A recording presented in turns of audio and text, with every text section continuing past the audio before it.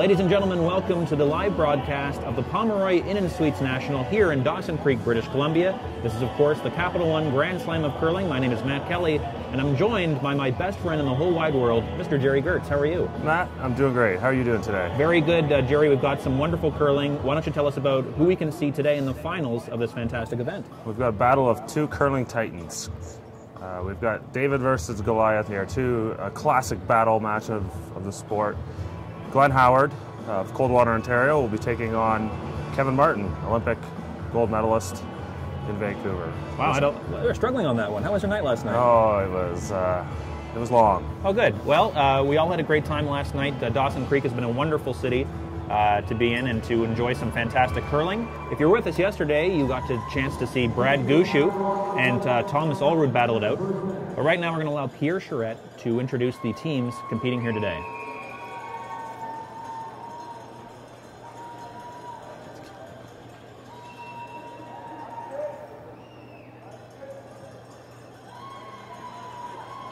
There's Pierre walking into frame, and of course you're seeing the director of the WCPA. Pierre has been a celebrity guest on this broadcast multiple times, and we're always a big fan of having him around.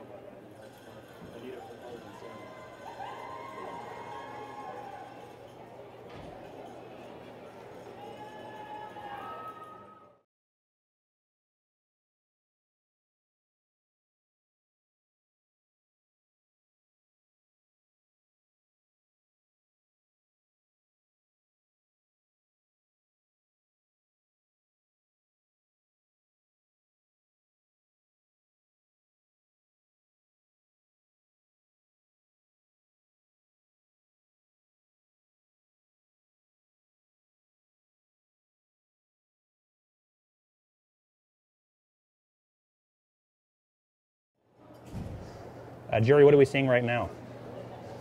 Teams are throwing their draw to the button for hammer here. Both teams went 5-0 in the round robin, so because of that, they have to draw to the button for hammer. And do we have a winner? I did not see Team Martin's draw, but it looks like Glenn Howard just covered the pin there, so he's likely got the hammer to start this game.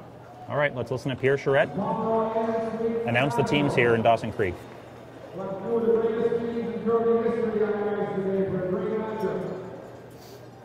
First, Coldwater, Ontario, undefeated. 7-0 record coming in, Team Howard.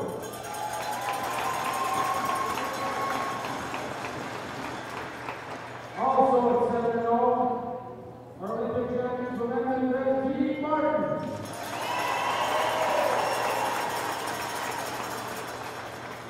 Gentlemen, you guys deserve good luck, good curling. Now remember, folks, if you'd like to join us on the broadcast, you can interact with us by using the Twitter hashtag GSOC, and we will read your comments and questions live during tonight's finals. I should say today, depending on what part of the world you're watching from. Of course, we've had viewers from as far away as Russia. We had 6 viewers from Sri Lanka yesterday. And again, if you're watching from somewhere other than, let's say, Canada or the United States, we'd love to hear how you're enjoying this broadcast, where you're watching it from. Please just jump on Twitter, use the hashtag GSOC, let us know how we're doing. There are currently 356 of you. We are hoping to break 1,000. Fingers are crossed on that one. But we've had a wonderful time here in Dawson Creek, and we hope that you enjoy the championship level curling we're bringing to you today. This is going to be a fun match. I always love it when these two teams battle it out on the ice. There's usually something big on the line.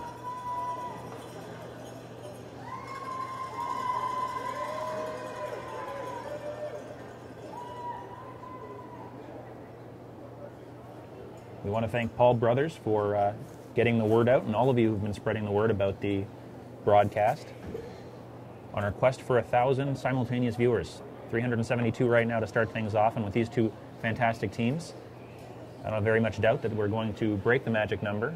Got up to as high as 370 yesterday. during the semifinal matchup. 970. Pardon me, 970. Our technical director, video wizard, Jesse Wachter, quick to remind us. First rock from Team Martin is on the top of the 4. Craig Saville is going to be asked to throw a corner guard here.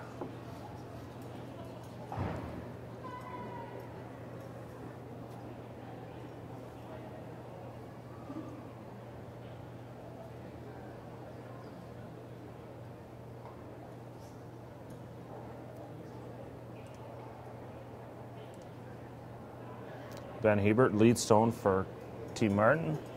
He's going to be asked to throw a tight center guard. Just want to, a good start to the first end. We'll have lots of rocks in play here.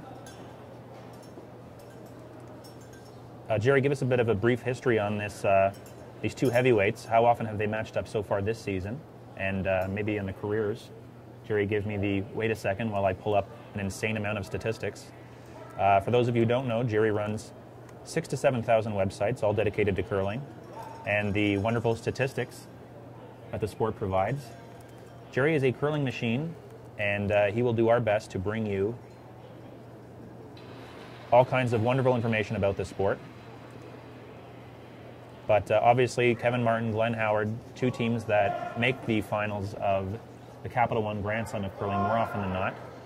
Well, the last matchups they had was seen on TSN, the Canada Cup of curling. Capital One graciously sponsors that event as well.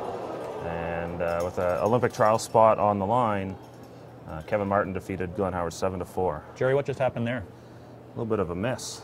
Trying to play a little tap and roll, and I slid through the house. Didn't curl up enough.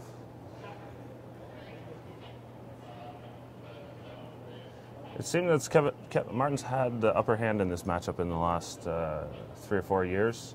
Prior to that, these two teams were close to 500 when they matched up against each other. So Martin has certainly taken the advantage over Howard recently.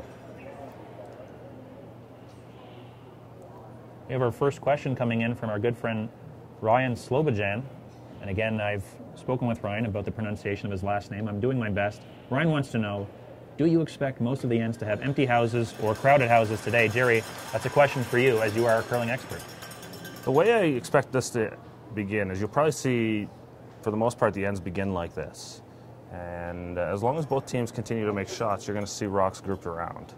And but with the talent of Mada and Morris at third, they can quickly take a crowded 4-foot and turn it into a blank end within 2 or 3 shots. So, here you see Brent Lang playing the run back here. Howard's in a little bit of trouble, and he wants to try and open things up. So, it can turn very quickly, as you see here. Triples them all out of the house. Great shot by Brent Lang.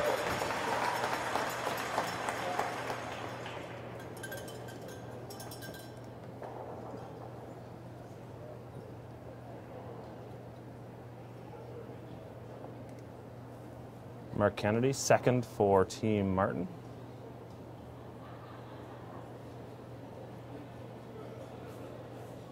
Team Martin out of nearby Edmonton, Alberta, plays out of the Saville Centre, while Glenn Howard is out of Coldwater, Ontario, plays out of the Coldwater and District Curling Club. Have you been to that club? I have not, actually. It's about halfway between Barrie and Midland, I believe. Folks, we'd love to know where you're watching from, whether it's internationally or just what province you're enjoying this broadcast from. We know we've got a lot of fans in Alberta and Ontario supporting their two teams here, but anywhere in this great country, we'd love to hear from you. Had a lot of viewers from Newfoundland during the Gushu matchups, of which we broadcast 2 yesterday. Brad faced off against Thomas Olsrud in the quarterfinals, and then Kevin Martin in the semis. And Jerry, how did those games go? Howard has been playing very well this weekend, and he took a quick lead on Jeff Stoughton in the quarterfinals, and then same against Cotter. He seemed to cruise through both of those games very easily. Kevin Martin had a couple tougher matches. He had Nicholas Adine in the quarterfinals, as you said, and it came down to a couple shots late in the game, and then against Gushu, it took a draw to the button for the win for Kevin Martin. Let's get some percentages for our fans at home. Jerry, how's everyone been shooting so far in this tournament? So far through the tournament, Team Martin is sitting number 2 overall at 87%. Team Howard's number 3 overall at 85.2%. So who took number 1? Nicholas Adine. Really? Is that common for a team to shoot that well and not make the finals? With curling, with shooting percentage, it really often comes down to 1 or 2 shots that can sometimes make a difference. And a team can be outshot in a game and still win if they're making the right shots and the opposition misses a key one and to give up a few points. So, shooting percentages can sometimes be a little misleading, but overall they will tell who's playing better on that day. Great draw by John Morris around the tight top 12 rock. Tell us about Wayne Madaw. What does he bring to the Glenn Howard's team? I know that they did curl together a little bit last season, but now they are full-time team members. Has that really changed things up? It's changed things, but I think it's still kept them at the elite level, as you've seen. Howard recently won the great GP Car and Home World Cup, so the results are still there. What Madaw brings to the team is an innate sense of the angles on the ice. He knows where everything's going to go on any shot. He brings an immense upweight hitting ability to this team as well. Rich Hart, was a very good hitter himself, but I think brought a little bit more touch game to the team. So, he's had to change his strategies a little bit and maybe play it slightly differently, but, they're still a very strong team. Cheryl McLeod saying hello from Guelph, where she's watching today, and says that Coldwater's a nice club. She's played there. Her aunt and uncle are members. Those are the kinds of things we want to hear, folks. So please get on Twitter, use the hashtag GSOC. Let us know where in this country you're watching from, or if you're watching from outside of Canada, how you're enjoying the broadcast so far.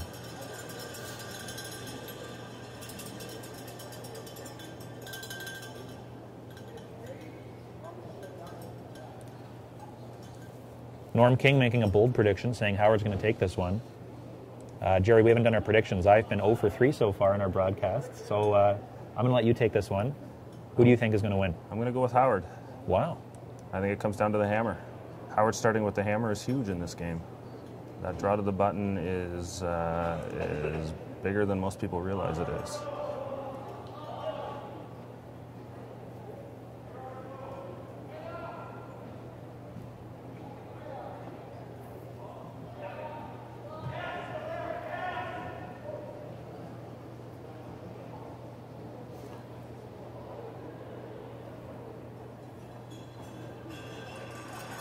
Just doesn't quite curl enough. It's a very good shot. Looks like Martin may be able to get a stone in there. Just looking at a couple options here. Let's get on that, stay on that shot there. One is a little hit off his own and try and take out one of the stones in the house or on the forefoot. And the other one is just a little draw in there, tap things back, and just break things open. And he's going to go around wide the other way with the draw. I like this call. Martin's going to try and freeze one in there on the top of the button, cornered onto the red one. Try and make the forefoot a little bit smaller and make it tougher for Howard to score. Martin, the number 1 skip overall this week, shooting 90%. Number 2, Glenn Howard. How's Martin been on the season? They haven't played the heavy schedule like they normally do. 35-11 record this season shows that they're still winning a lot of games like they normally do. But I think they're still taking it easy after a couple of very heavy seasons leading up to the Olympics. I think a well-deserved break for these guys. The curl just hangs out there, rubs the guard, and that's disastrous. Really? You're dropping terms like disastrous. You're going to see Glenn Howard come down here and likely sit 2 or 3, and Martin's going to have a very tough time getting any of them out. One thing that we learned today, or at least I did, as a novice curler, I was told that the teams can actually pick the stones that they would like to use during the finals? Is that something that happens in a lot of tournaments? Is this unique to the slams? And exactly what are they looking for when they're choosing which stones to use? You'll see this in the playoffs of a lot of provincial and national events.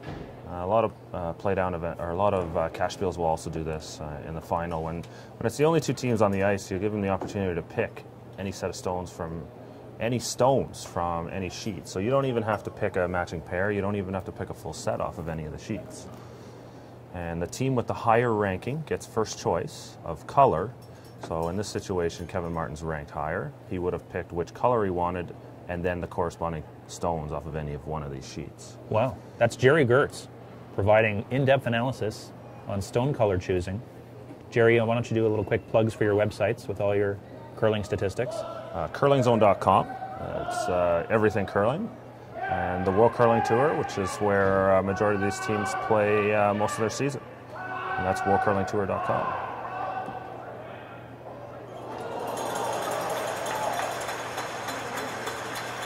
Very nice shot by Glenn Howard to pick out the yellow second shot stone behind the tee line.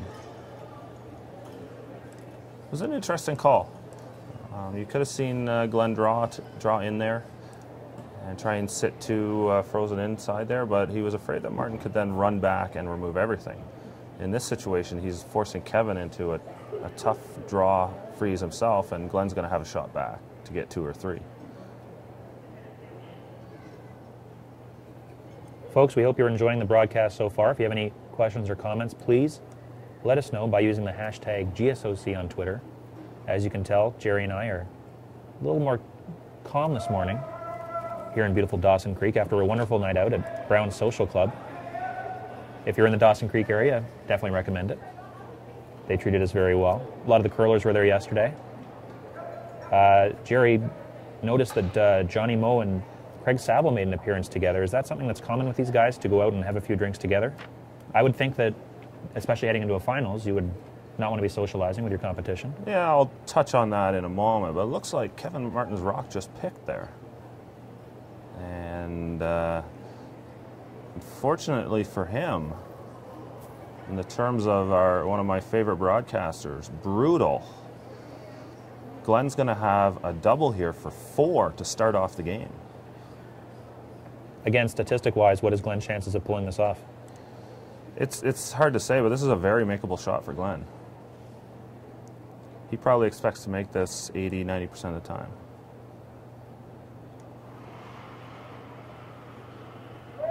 Just making the hit on the front one will still score him 3, so that will still be a very a good end for the team.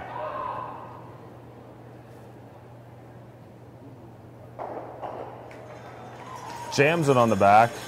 Only gets 3 here in the first end, but a great start for Team Howard here at the Pomeroy Inn & Suites National, streaming live on GrandSlamOfCurling.com. Wow, Jerry, very well done. We want to give a shout-out to Derek Abbott's watching from Tottenham, Ontario, and Kenna Bossenberry from Craig Sask. Craig Sask. Well, great work on the name pronunciation. Thank you. Not so good on my cities, but not bad at my name pronunciation. I've been working on it all night as I haven't slept. And Justin W. says, great teams battling, and has a wonderful Winnipeg Jets logo on his Twitter feed. Justin, thank you all for watching.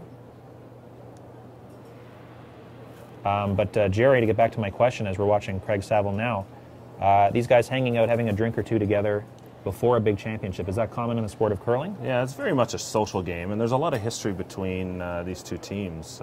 John Morris, Craig Saville, and Brent Lang played together for years in Ontario in juniors, and even went to a Brier final together. And you know, John ended up moving out west, but they're still great friends, and they see each other on the road quite often. And you know, it's definitely part of the game. These guys respect each other, and for the most part are friends with each other. And you know, you're out on the road 8, 10, 12, 14 weekends a year. You know, you see these guys all the time, and you know, you kind of hang out with each other. Howard up 3-0 for those who are just tuning in. 626 viewers right now. We want to thank you all for watching. With a 3-0 lead and a team like Glenn Howard, is that really something that Kevin Martin can battle back? I mean, obviously, it's the Olympic champion. he'd be better suited than anybody, but what are the chances here of him chipping away at that lead? I think the difference between these two teams is when holding leads. A team like Martin, if you give them a 3-point lead, you'd almost be ready to turn the TV off and go home. It's a very tough position for those guys. They defend their leads very well. Whereas Howard, he'll give you chances to get back in the game, but you're going to have to make a lot of shots against Howard. He's very good. He'll give teams 2, but he'll take away any opportunities that Martin will have to score 3. So you may see Martin work his way back into the game, but it's going to take a while for him to get back into it. You know, it doesn't take anything away from Glenn Howard because they're a great offensive team. So they're going to stay on the offense and try and get a couple more 2s and 3s themselves as well.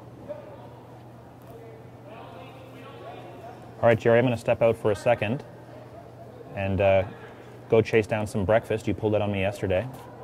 I think I can handle this on my own. How about this switching here between our lovely camera work, our 2-camera operation?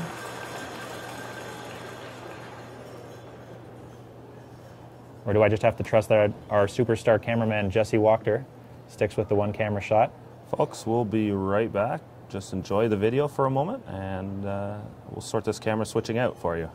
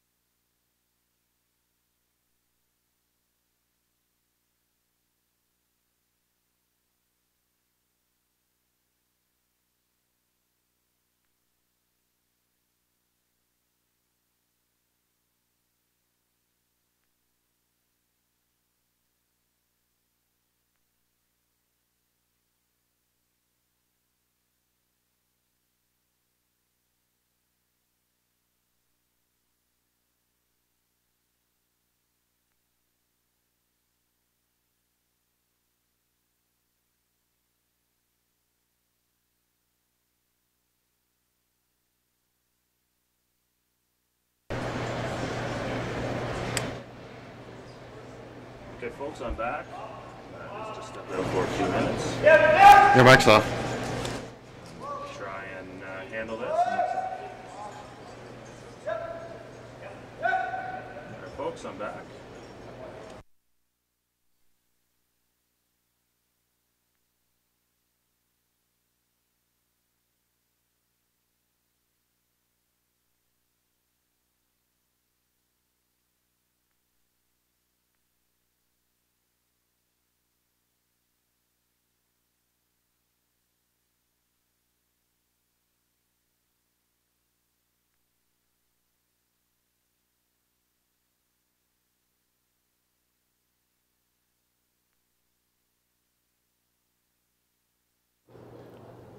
Test. All right, just having some technical problems up here, folks.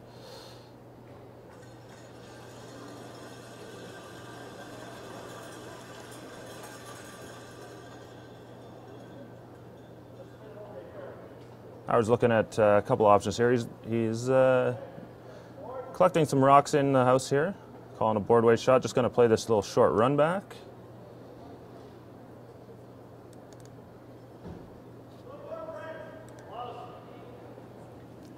Wayne Madabi has to run the red stone back onto the yellow that Martin's trying to hide in the back of the house here.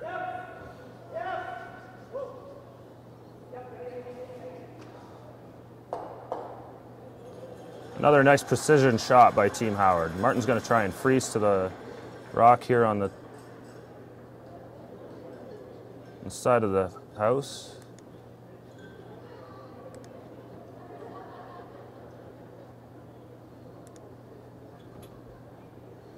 Sean Morris in the house, asked to throw this draw, or in the hack, sorry.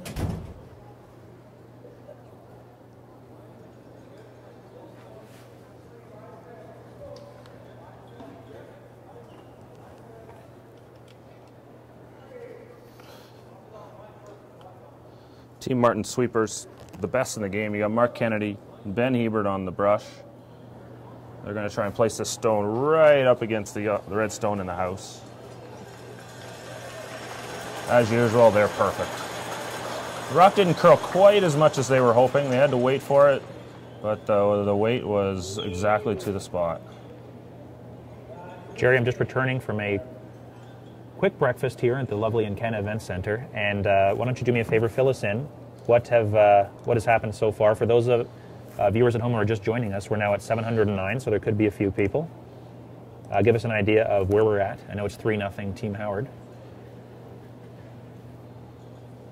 Team Howard's just come out firing, making all their shots, putting all the rocks in great places.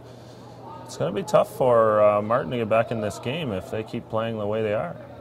But Oz coming down here, he's going to try and just freeze to this yellow one. Maybe tap it back a hair just to break up get some separation.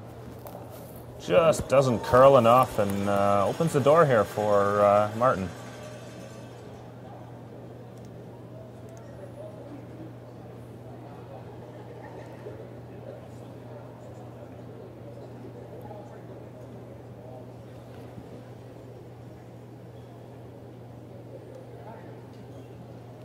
Nice to see Dean Gemmels back on board with the broadcast. Big fan of the Martin-Howard matchup. Some people saying that perhaps they're tired of seeing these two teams, but when we had voting yesterday, overwhelmingly people chose the Kevin Martin-Brad Gushue matchup. So it appears that fans do love seeing Kevin Martin compete here. And of course, Glenn Howard did win the first event of the season at the Capital One Grand Slam of Curling, taking home the GP Car and Home World Cup. And the fans seem to enjoy watching these two battle it out. Surely it'll come down to the two of them near the top of the standings for the Olympic trials for 2014. And Jerry, Kevin Martin's already qualified. Can you tell us a bit about how that was accomplished? Yeah, that was the last match that these two teams played together. The Capital One Canada Cup in Cranbrook, BC. It was held in late November, early December. And Kevin Martin battled Glenn Howard in the final. 7-4 victory for Martin. And that earns him a berth directly into the next Olympic trials in Winnipeg in 2013. They're the first team to qualify, and they wait for 7 more to join them.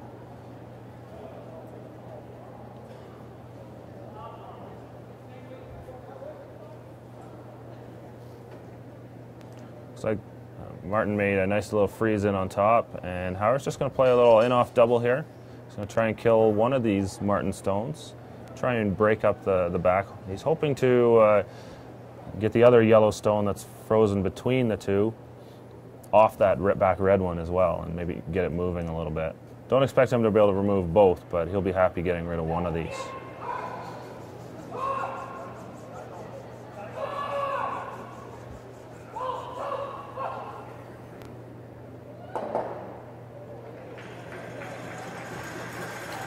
A very good shot by Howard. The yellow stone in the back is now free. He can attempt to do something with it on his next shot. Martin's going to come down and try and corner freeze to the red stone that sits in the top of the 8-foot there. Now we're talking the battle of the next Olympic trials. Who's going to be the representative for Canada in 2014? And you know what? It's still a long ways away yet, but I think these two teams are definitely going to be in the discussion. You've got Mike McEwen out of Manitoba, and you can't forget Jeff Stoughton either, who's world champion last year. I think those 4 are going to be strong contenders. And, if you put somebody else in there on the outside, you got a team like Kevin Cooey, who's close, and Brad Gushue, who's probably close as well. Brad Gushue did make the semis at this event, the Pomeroy Inn & Suites National. We had a chance to show you the 2 Brad Gushue games yesterday. as he battled both Thomas Ulsrud and Kevin Martin. And folks, we will do our best to get those archive videos up sooner rather than later at grandslamofcurling.com.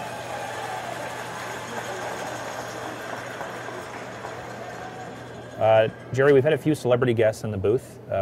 We had Nicholas Adine yesterday. It was a treat. Erin Flowers, who gave out her home email address.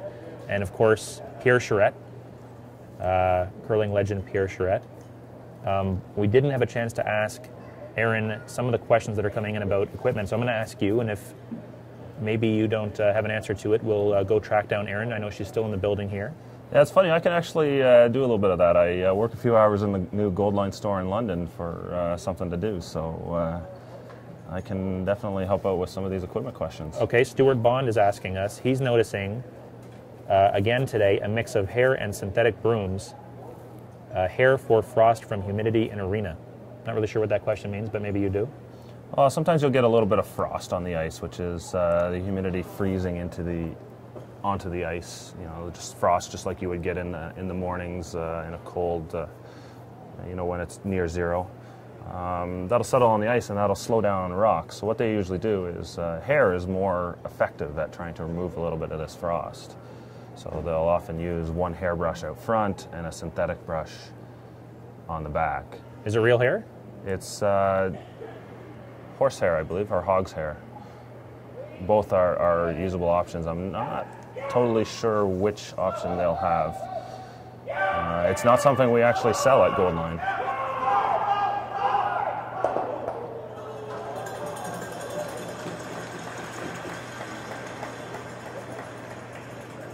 All right, Jerry, what is Kevin thinking here?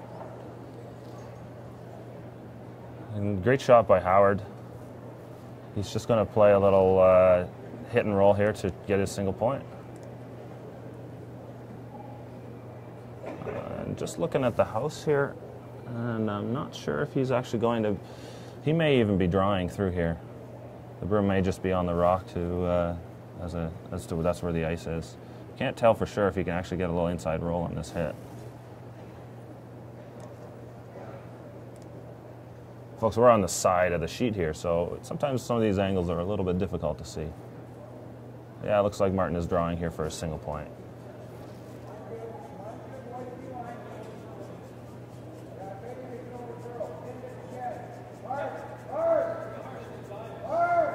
A little help from Morgan Muse of Calgary here. I think hog hair is more flexible hair. Looks salt and pepper in color, and horsehair is stiffer, so it gets in the pebble better. Hard to tell who's shot here. Looks like we might have a steal of one. That rock over-curled a little bit on Team Martin and may have come up a little short. Let's get a little bit of a close-up there. Jesse Wachter, our cameraman, video producer, technical director extraordinaire.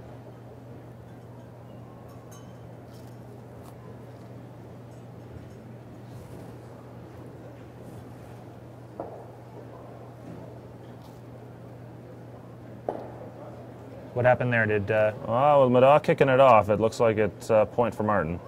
Usually when a team kicks it off, it's the other team who scores the points. So in that situation, Martin gets a little bit lucky there. Sweepers did a good job getting it far enough. Ben Hebert showing a little frustration in the back. Martin's team's a little unsettled right now.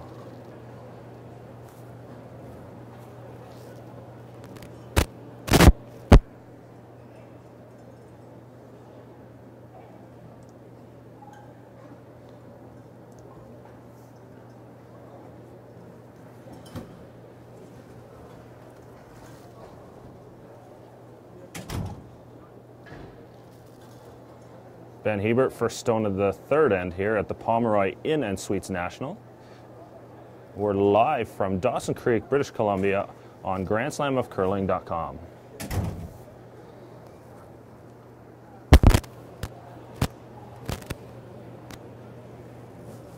Team Martin's going to start with a center guard here. They're going to need to generate some offense, try and steal a point here.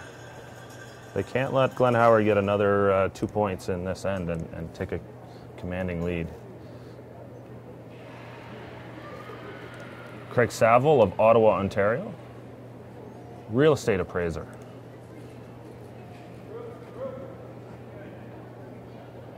Brent Lang and Wayne Madaw on the brooms.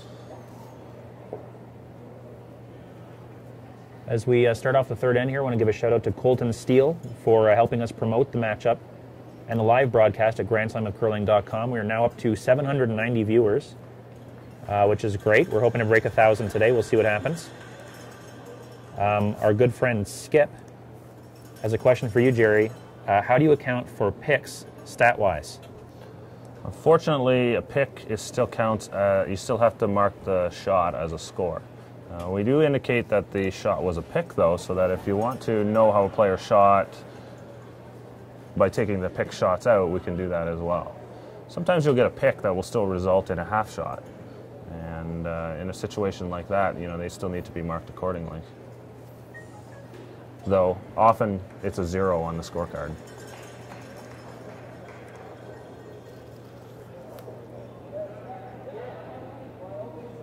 And Jerry, you're getting a shout out from Rob Lamont. He says, shout out to my boy Gertz. He's enjoying the coverage from Port Elgin, Ontario. Former teammate of mine. Really enjoyed curling with Rob. Always a lot of fun.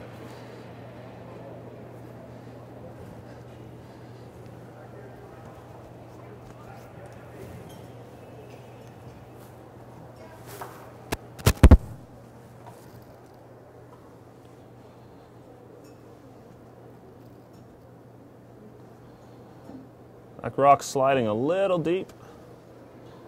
Rubbed off the high guard. Good shot by Howard.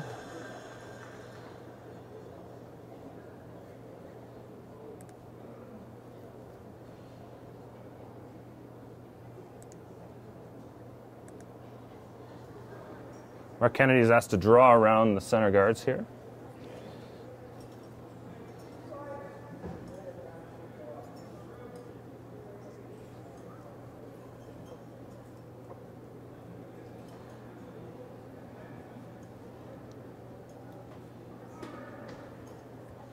Morris and Kennedy bringing the rock in. A little light. Just comes up short. Not seeing the regular strong shot making that you get out of this team.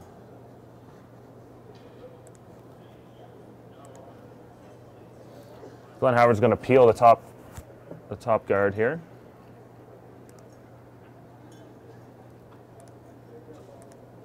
He's going to ask Brent Lang to deliver this stone.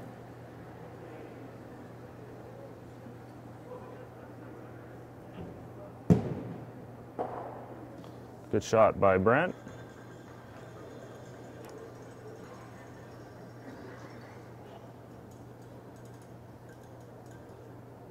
Looks like Martin's going to play a little hit and roll here. Doesn't want to let Howard get too many rocks in the house.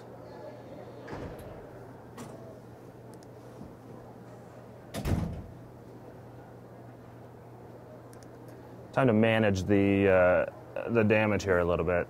It's not looking good for Martin in this situation. He's going to need to try and force Howard to a single at this point. He's got some rocks out front that he can use later in the end, but he can't let Glenn get too many rocks sitting around at this point. Just runs a little straight.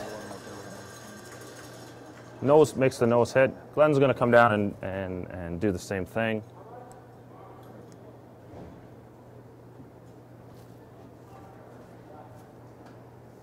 Brent Lang in the hack again.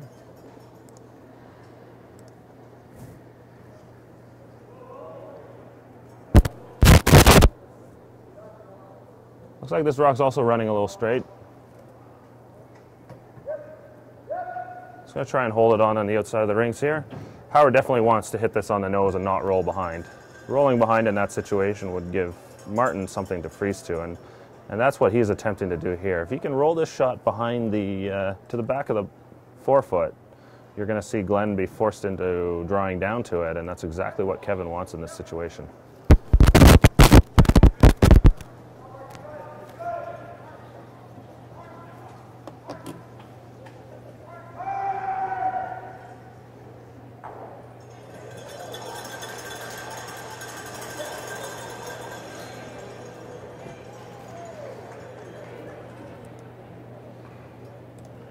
Folks, we are bringing you the final matchup from the Pomeroy Inn & Suites National here in beautiful Dawson Creek, British Columbia. We are on the third of 4 events at the Capital One Grand Slam of Curling. We want to thank you all for joining us. Bit of an improvised broadcasting solution here at the Encana Event Center. And we want to thank you for being patient with us.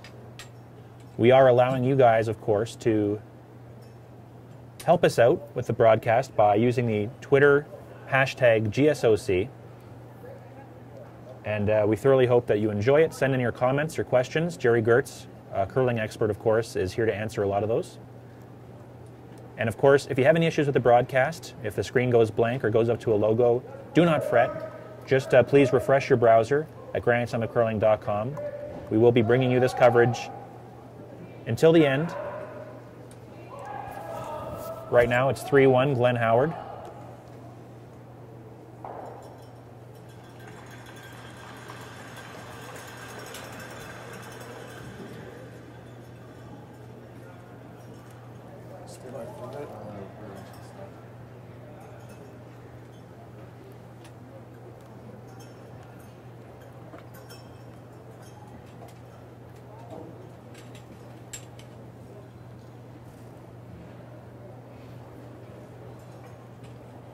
Martin's going to try and play the run back here. He's going to try and run that yellow stone back onto Howard's red stone on the top of the 8-foot.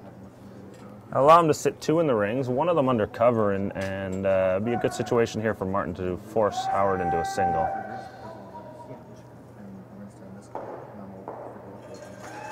Good shot by Morris.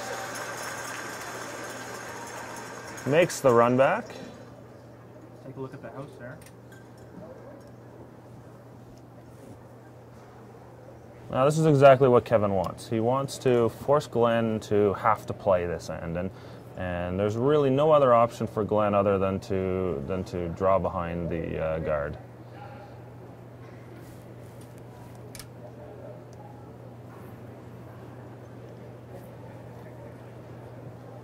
And after all that, they're actually going to play the little hit and roll here. He's going to try and make this shot around the guard.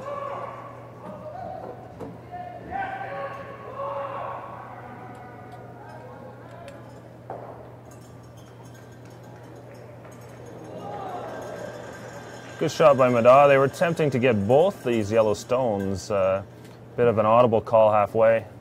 The rock curled up just a little too much, and they've rolled out into the open. Martin is going to play a little hit and roll here. He's going to try and duck it under cover and see if he can sit 2 here.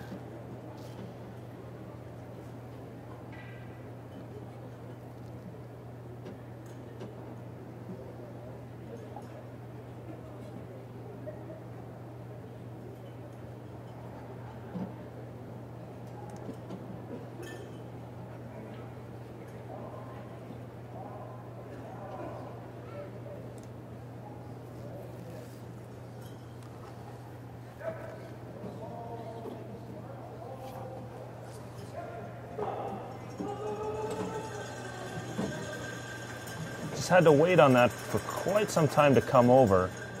It looks like it didn't roll far enough. Glenn's just going to play the same shot he asked his third Wayne Mada to play. Try and make this little hit. Try and hit it right on the nose. He will sit shot if he hits it on the nose, and in that situation you'll see Martin have to hit it, and it'll be partially out of the rings, and Martin Stone will likely not get into the rings, and then Howard will be able to pick the back one out for a blank.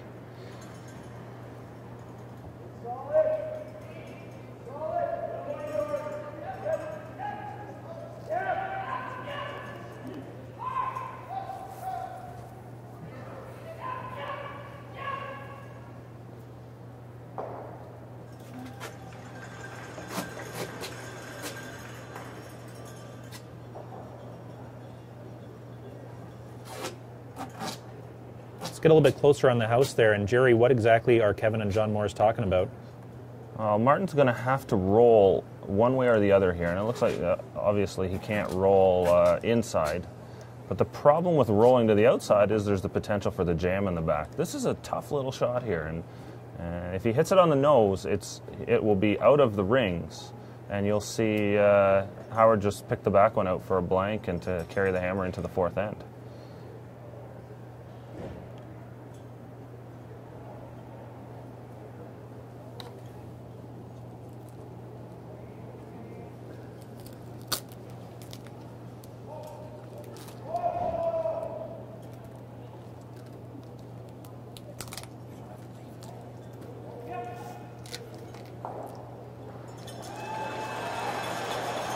Martin makes the hit and roll inside. Great shot. He's going to force Glenn into drawing for a single point here. I think it's mission accomplished for Team Martin. Halfway through the end, they saw that the end was not setting up very well for them, and now they had to turn around and start playing for the force, and this allows them to get the hammer back in the fourth end and attempt to score a 2 or 3 to get back in this game.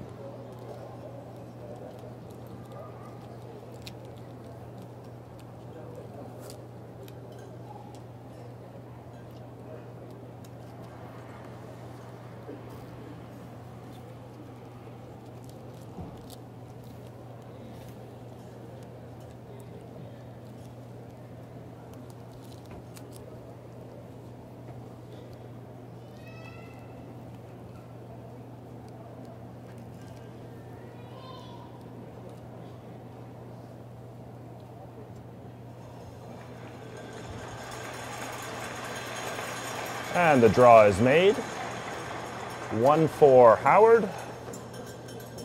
And we now have a 4-1 Glenn Howard lead after 3 ends at the Pomeroy Inn & Suites National here in Dawson Creek, live on GrandSlamOfCurling.com streaming. Folks, we are going to do our best to thank our sponsors right now. They are helping bring you this wonderful event here in Dawson Creek. Capital One, what's in your wallet? Capital One has been a very big supporter of curling for a number of years, and they continue to do so. GP Car and Home. Glenn Howard, of course, took the GP Car and Home World Cup earlier this season. BDO, Chartered Accountants and Advisors. Mike McEwen battled Jeff Stoughton for the title of the BDO Canadian Open in December. AMJ Campbell Van Lines. AMJ Campbell bringing you all of the wonderful equipment here to put on a championship level curling event. Gold Line, the choice of champions. Our good friend Aaron Flowers from Gold Line was here in the booth yesterday. HP. Big supporters of Team Brad Gushu and some of the social media stuff that they're doing.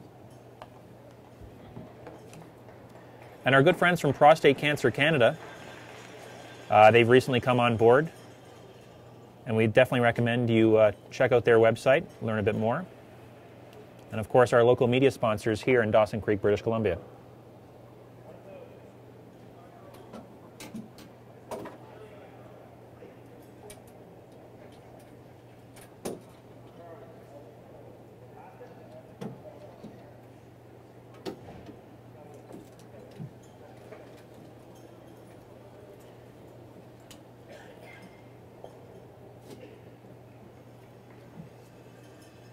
And of course, the Capital One $1 million button, we actually had that earlier today. And the junior draw of the button yesterday was a lot of fun. But back to the matchup.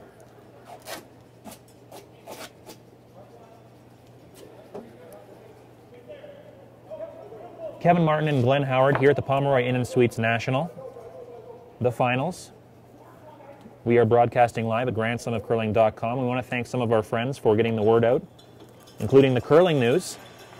Recommends that you watch the broadcast here. We want to thank our good friend George Carries for getting the word out. Huge supporter of curling.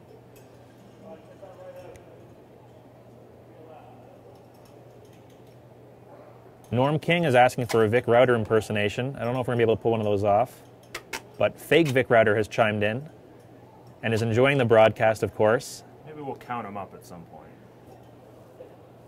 And we are on the one camera right now. We are working on providing you a multi-camera broadcast. We'll let you know how that goes. But we hope you're enjoying it.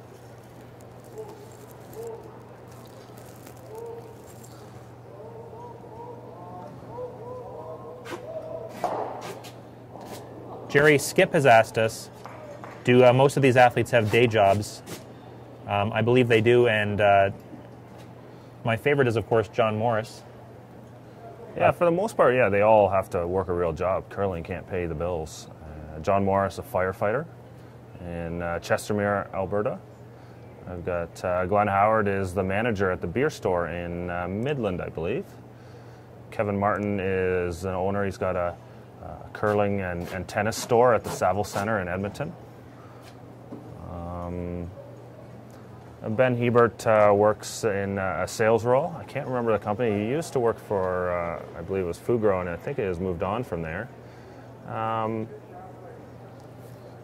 Brent Lang works with his dad. They have a Weedman franchise in the Muskokas area. And Wayne Madaw is a golf pro at Port Carling Golf and Country Club.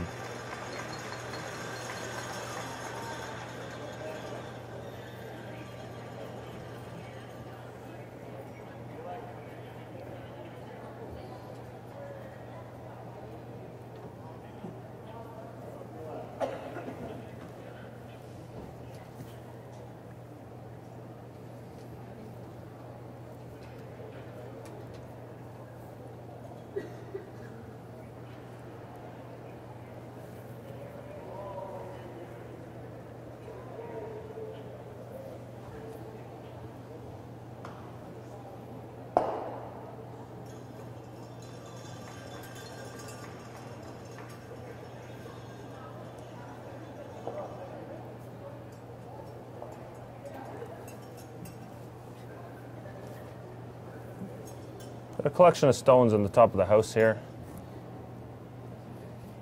Martin's going to try and freeze another rock on top of his yellow one. Those two stones on the top of the 4 foot that are side by side are actually very helpful stones for Team Martin right now. Howard may have shot, but he's going to have a tough time removing these two yellow stones.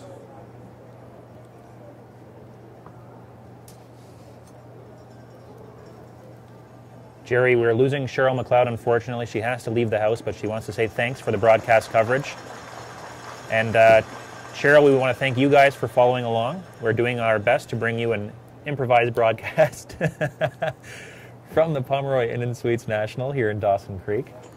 And Lyle Larson says he is listening to the broadcast through his iPhone, which I know will make our technical video producer, Jesse Wachter, very happy.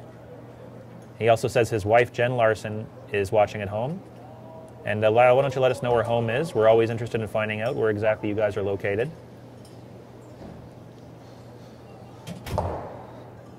Madaw's asked to peel off Mark Kennedy's guard. Jerry, got a question here from Jennifer Larson.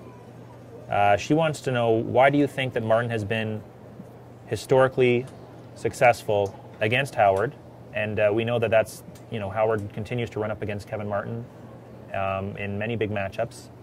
I think it's a bit of a slight misconception because you've seen Martin dominate Howard at Briars and any of the Olympic trials and so on. But Howard has won his share of games as well, and it's gotten to a point now where I think it's a little bit in Glenn's head. It's something that the last 2 years it's probably been a case where Martin has dominated the matchup, and there was a time a couple years ago where I would have considered these two teams 1A and 1B on the rankings, and it has changed a little bit between these two, and I think it just comes down to how technically good they are at holding a lead. And if there is one weakness on Glenn's team, it would probably be the fact that you can come back and get back into games against Glenn.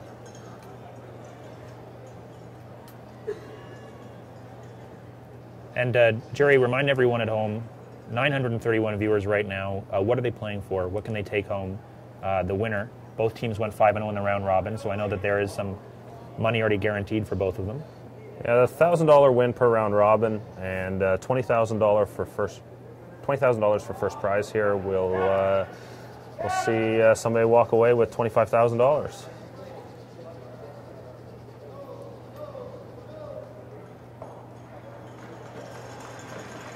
For those of you folks at home, Will Seung, who just says, watching GSOC makes me want to visit Dawson Creek, BC, though even by Canadian standards is in the middle of nowhere. Well, for you folks at home, you know what, Dawson Creek is actually the mile zero of the Alaska Highway. And it's about, I think it's like 1,500 miles or so, and you'll find yourself in Fairbanks, Alaska. Something I've always wanted to do, drive the Alaska Highway one of these days. Our cameraman, technical director, Jesse Walker, enthusiastically says, let's do it. Although I think we're going to have to wait for summer. It's a little bit snowy up here this weekend. Nicole Jackson is back online. Nicole, thank you for following along. She says it's been a treat to watch and interact with you guys. Nicole, it's been a treat to have you guys along. This was a bit of a last-minute broadcast, and we've really enjoyed doing it. Jerry Gertz has, of course, enjoyed plugging his many numerous curling websites. Jerry, why don't you get one final plug in here? Well, we've got curlingzone.com and the World Curling Tour website, which is worldcurlingtour.com, the tour that these teams play on all year long. What else is going on in the curling universe right now? We know that the Alberta Scotties are going on because we had a bit of a viewer battle with them. Yeah, we've yesterday. got provincial playdowns taking place in British Columbia, Alberta, Saskatchewan, Manitoba, Ontario, and Quebec, New Brunswick, Nova Scotia, and I believe that wraps them all up. We'll have to get you some updates. And if you're looking for scores in one place, curlingzone.com has been covering them all this weekend. All right, that's enough. And we want to thank our good friend John Sales, I'm assuming he's back in the production office, for MacGyvering a few different camera solutions for us. We did have some earlier technical difficulties, but because of John and, of course, Jesse Wachter, didn't appear that bad. Everyone here has been working very hard to bring you a quality broadcast from Dawson Creek, and we hope you like it. 958 of you right now are watching. And if you'd like to interact with us, of course, go on Twitter, use the hashtag GSOC. Let us know what you think about the broadcast. Our in-studio camera on myself and Jerry has been temporarily disabled, so we'll save you from seeing Jerry's questionable hairstyles. But he is rocking a nice new hat today. And Jerry, you have a lot of followers online. A lot of people have been praising your work so far. This isn't the first broadcast you've done, although you're fairly new at this. Yeah, it's been very enjoyable. Had some fun earlier this season broadcasting the finals of the Stu Cells Toronto Tankard. But who took that one? That one was won by Chris Gardner out of Ottawa over Rob Rumfeld, who was here this weekend. Tell me about Stu Cells. Stu is a real estate agent, one of the top real estate agents in the city of Toronto. And he's very enthusiastic about curling and wants to build his event in Toronto into one of the biggest in Canada. And if people wanted to get some information on that, how are they going to pull that off? It's torontotankard.com. I'm sure we'll have some information up in the near future for next season, but he's looking to offer a $15,000 first prize for next season. So he wants to see Stoughton and McEwen and hopefully try and get a team like Martin out there. And we already have Glenn Howard and Brad Goosh, who played last season, and really enjoyed it as well, and the atmosphere there is amazing. I dropped by. I was fortunate to go and enjoy the hospitality. That is one of the things that strikes me about curling that maybe a lot of people who are new to the game don't realize is just how much fun you can have. Of course, we were hanging out in the Slam Saloon yesterday. One of the highlights of any Slam event is having a few drinks with your favorite curlers. And we'll be in Prince Edward Island in April. If you have a chance, if you're in the area, please come on by. The top 8 men's and the top 8 women's teams will be battling for the Players' Championship. And of course, this all is brought to you by Capital One, just a fantastic sponsor and provider of great curling. Jerry, what are we seeing right here? Howard was attempting to make a double one. That's 2 rocks in the top of the 8-foot there, and unfortunately it curled a little bit too much for him, and he only removed one of the stones. It's going to leave Kevin Martin with a draw here for 2. Jazz Shaw writing in saying his wife has him trying to figure out how to hook up the laptop to his widescreen TV. Again, we want to thank you all for tuning in. And Jazz Shaw, what an awesome handle. He's winning the handle battle right now, I think. Jerry, your good buddy Rob Lamont wants to know, do you have a personal curling record against Howard and Martin? Have you curled against these guys before? Never curled either of these guys. I've played a few times against Wayne Madaw, but that's been it so far.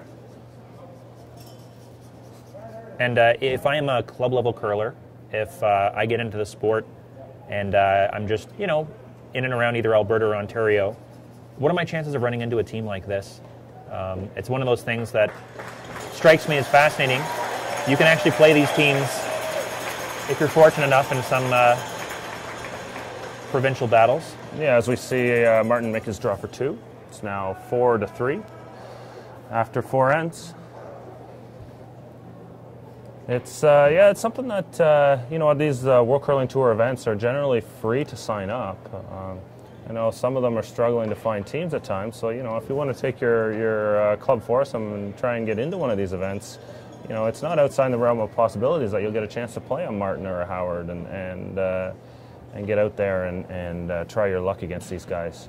A lot of these events that these teams play in are invitational full events, and those might be difficult to get into, but there are opportunities to take on these teams. And it's something that a lot of people don't, I think, realize that they play, these teams are on the ice beginning in September, and they play several events during the World Curling Tour season. And it's probably one of the best opportunities that if they're in a town close to you, to get up close and actually meet these guys and see them in a more intimate setting. Jerry, we're in the 4th end break here. We're at 970 viewers.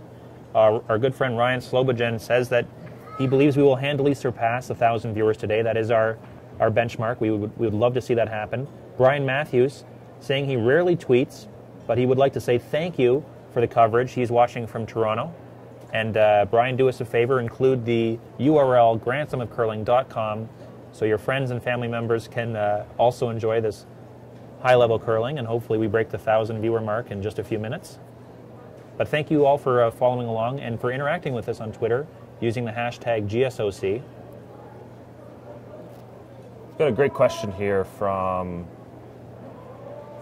Greg Fiddler from New Jersey. Yes, over the past few years, how much of an increase in popularity have you seen in the sport of curling? And I think in Canada it's growing slowly. There seems to be an interest in watching the sport. It's becoming a bigger spectator sport, whereas I think interest in playing is going down in some places. I think the reason for that is just changing priorities and stuff. The biggest growth area I'm really seeing right now is the United States. And we've got several new facilities on the way. One was just finished being built in Brainerd, Minnesota.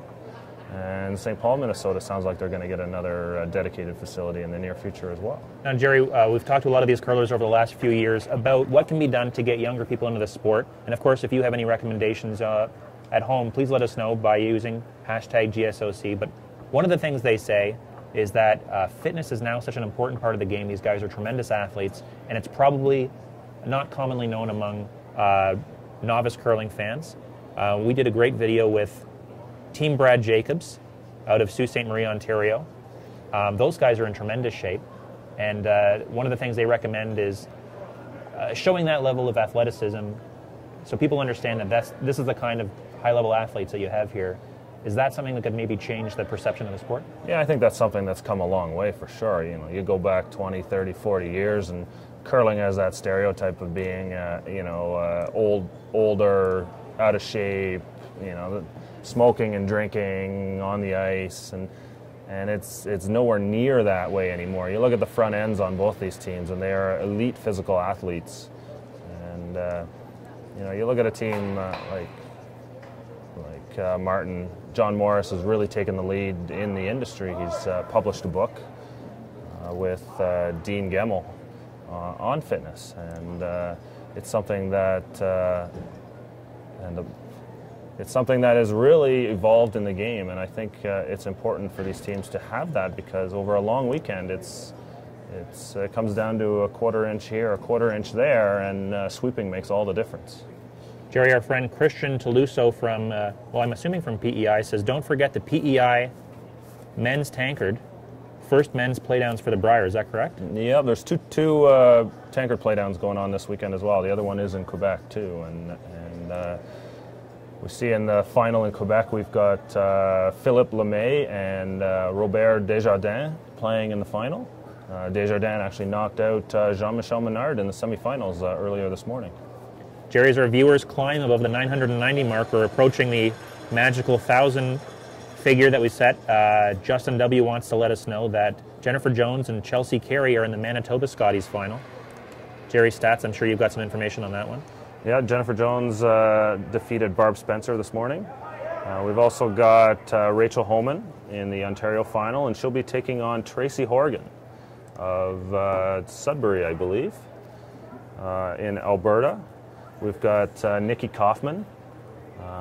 Jessie Kaufman, sister Nikki is the third on that team, is in the Alberta Provincial Final, and she will be awaiting the winner of Crystal Webster and Heather Nedwin, which is currently on the ice. And we're going to have an interesting matchup there, as both the number 1 and number 2 seeds were knocked out in Alberta earlier this weekend. How often does that happen going into an event like the Scotties? Well, you look at an event in Alberta, they had probably the strongest field in Canada, in the world, this year. I believe it was something like 6 of the top 11 teams in the world were in the event, and it was something that it makes it very difficult. And there's teams in there like Jessie Kaufman and that can upset these teams because they're still very strong too.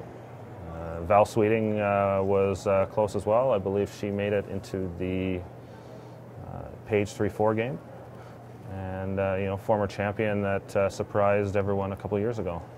Jerry, we're at 999 viewers. Yeah, cut me off, aren't you? I'm sorry. I'm only cutting you off because we've still got a lot of people who are obviously watching and tweeting in, including David Troppins, who says he's never tweeted before. That's not the first time we've heard that so far today. He wants to know, how do teams split up their prize money equally or not? Which is actually a great question. I've wondered that myself. They split it equally. There was some talk in the game a few years ago where Kevin Martin was demanding a 40% of the cut because he was the skip, but I don't think that went very far. There was some rumors about it all. I'm not sure if there was ever anything that came out of it, but it's a four-man team, and they split everything equally. Sometimes something you'll get from teams, what they'll do is they'll actually split it 5 ways, and they'll have a charity component attached to their team as part of a sponsorship arrangement. So a fifth of their winnings will go to charity. Ladies and gentlemen, we want to thank you for joining us here at GrandSlamOfCurling.com. You're watching the Pomeroy Inn & Suites National Final between Kevin Martin and Glenn Howard, and we have broken the magic number of 1,000. We were at 1,013 viewers, which for us is just fantastic. We want to thank you so much for joining us and spreading the word. A lot of you have been doing a great job of getting the word out here on Twitter, using the hashtag GSOC. Jerry, we're going to get a shot here of Kevin Martin thinking things through, and they're taking a little bit of time on this one. What exactly are we looking at? Howard's got shot stone on the button. Martin's sitting right in front of it. He's got a rock in a very good position right now that's going to make it really tough on Howard to score. And if Martin can make a nice shot here, he can actually set up the end for an opportunity to play maybe a little run back to sit shot and steal this end. Right now there's a little bit of concern about what Glenn can play to get everything going. Jerry, Dean Gemmell chiming in with his enthusiastic support of the fitness and athleticism. Of course, book Fit to Curl, I believe. You can pick that up at any of the Gold Line booths here at a Grand Slam event. And that book title is Fit to Curl, written by Morris and Gemmell. Just said that, Jerry, so you're obviously no longer paying attention to me, which is fine. You are our curling expert. You have the run of the roost here.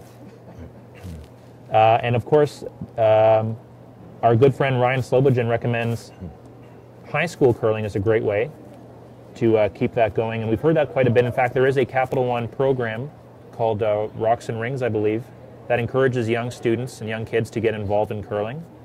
Yeah, it's a great introduction into the schools. You know, these kids get to touch curling for the first time and get a feel for it, and hopefully we'll see some of these kids one day out here on the ice. I think the big thing is a lot of these programs, they take time. You know, Chad McMullen, former executive director of the World Curling Tour, and was very instrumental in getting these Grand Slams off the ground at the beginning, is now in charge of that program, and it's grown immensely across the country, and he's actually currently down in Indianapolis at the Super Bowl, where they've set up a curling display. Oh, wow. Perhaps after this broadcast, we'll jump on a flight and go down there and bring you live streaming coverage of the Super Bowl curling display. I can only hope. But we are enjoying ourselves here in Dawson Creek. And shout out from Thomas Love, watching from Vernon, BC. Wants to say thank you. Also gives a shout out to all his junior peeps at the Vernon Curling Club. Keep it coming, folks. On Twitter, use the hashtag GSOC. We are well over 1,000 viewers now, and we want to thank every one of you for chiming in and spreading the word. So Howard's going to ask his second, Brent Lang, to peel off the top guard here. Try and open up the house and open up his stone. That's a bit of a tight guard here you might be able to use in the future. Score's currently 4-3 for Team Howard over Team Martin, playing here in the fifth end.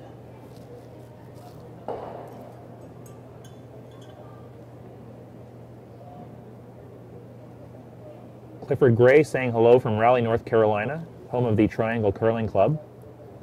Thank you guys for watching down in the States. We know that, well, we've heard many times that our American friends would like to see more championship level curling, and we're happy to bring it to you. Corner Brook, Newfoundland saying hello. Kathleen has the laptop hooked up to the TV. Do us a favor and let our friend Jazz Shaw know how you accomplish that, since his wife is driving him crazy trying to enjoy it. But if you only have the laptop available, grandsummitcurling.com, great way to enjoy this. And if you'd like to ask us some questions, again, hashtag GSOC. Nicole Jackson is celebrating 1,000 with us, as is Ryan Slobojan. They've been with us for the quarters and the semis yesterday. And some of them were actually joining us on the Friday night draw. Kevin Cooey versus Mike McEwen for a spot in the playoffs. That, of course, went to Kevin Cooey.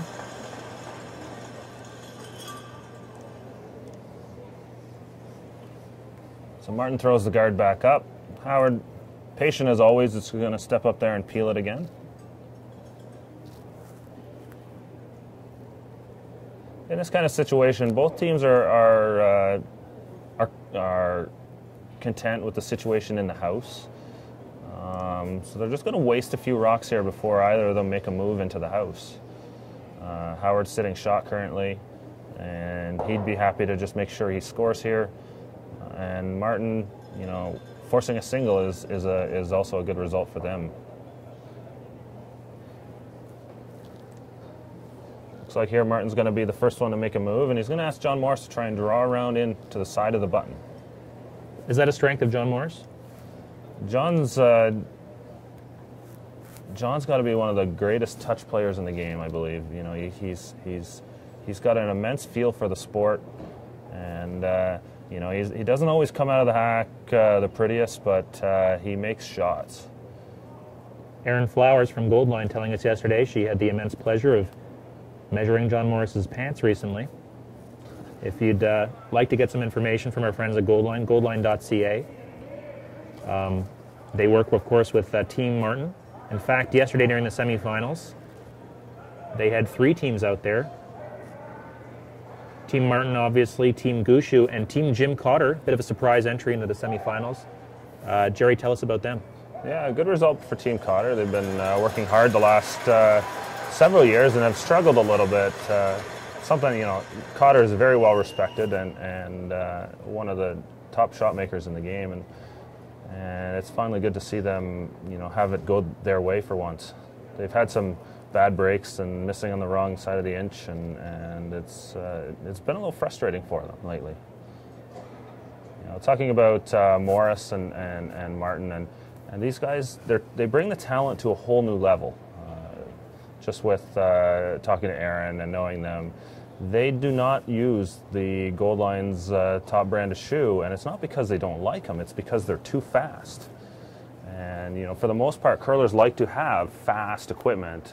You want to be able to slide down the ice quickly without any drag. But what these guys do is they actually use their rear foot almost as a rudder so that they can control their delivery. And right up to the end, they're able to make adjustments on their shots to make sure that they're always right up the stick and on the broom. Jerry, as we watch the Team Howard deliberate a bit here, we're at 1,075 viewers. We want to thank you all for watching. I'm assuming that a few of our good friends in the production office are enjoying it. And we just want to thank everyone here involved with the Capital One Grand Slam of Curling for helping us bring this high-quality curling event to the rest of the world. We've had quite a few international viewers chime in and let us know where they're watching from. If anyone in the production office is watching right now, we would love a few bottles of water up here from the broadcast booth. Our good friend Jen Bradley and Christy, of course, have been putting together a wonderful event, and we want to thank them. If they'd like to come up here and chat with us, with a few bottles of water in hand, we would be very grateful.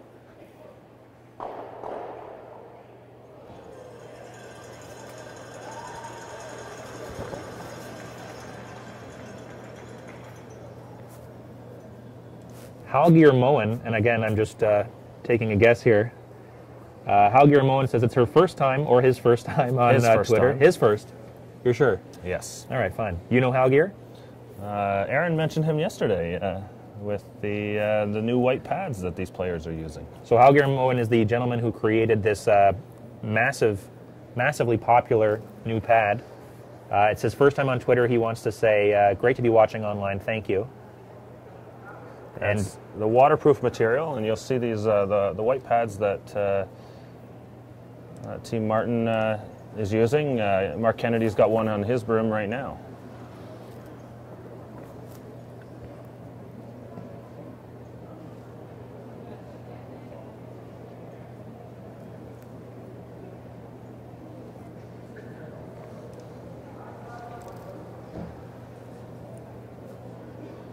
Our friend Skip has asked us, do you think it's possible for USA to host a Grand Slam event?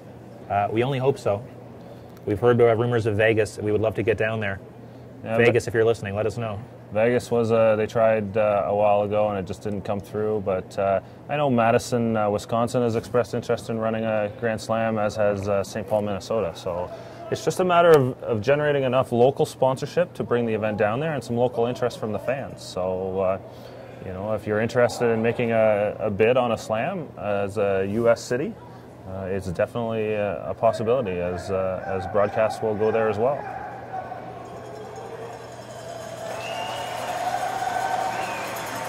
Jesse, let's get a bit closer there and see what Glenn Howard has to work with. Jerry, strategy time. What's Glenn going to do?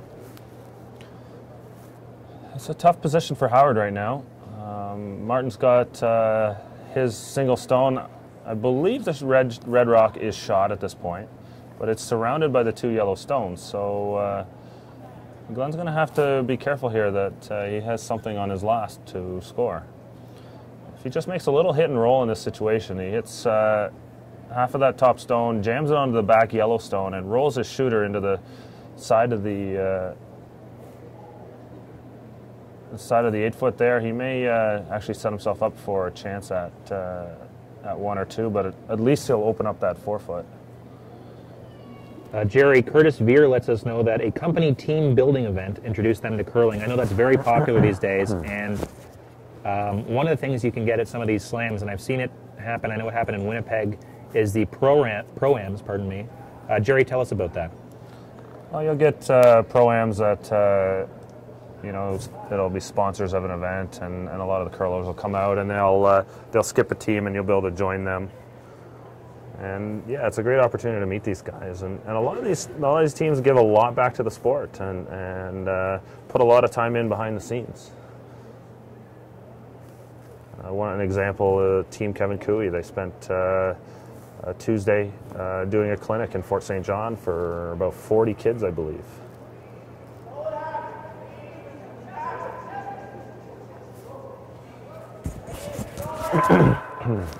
Fans at home are asking for a few more score updates, so we'll attempt to appease them and make sure that we can help them out.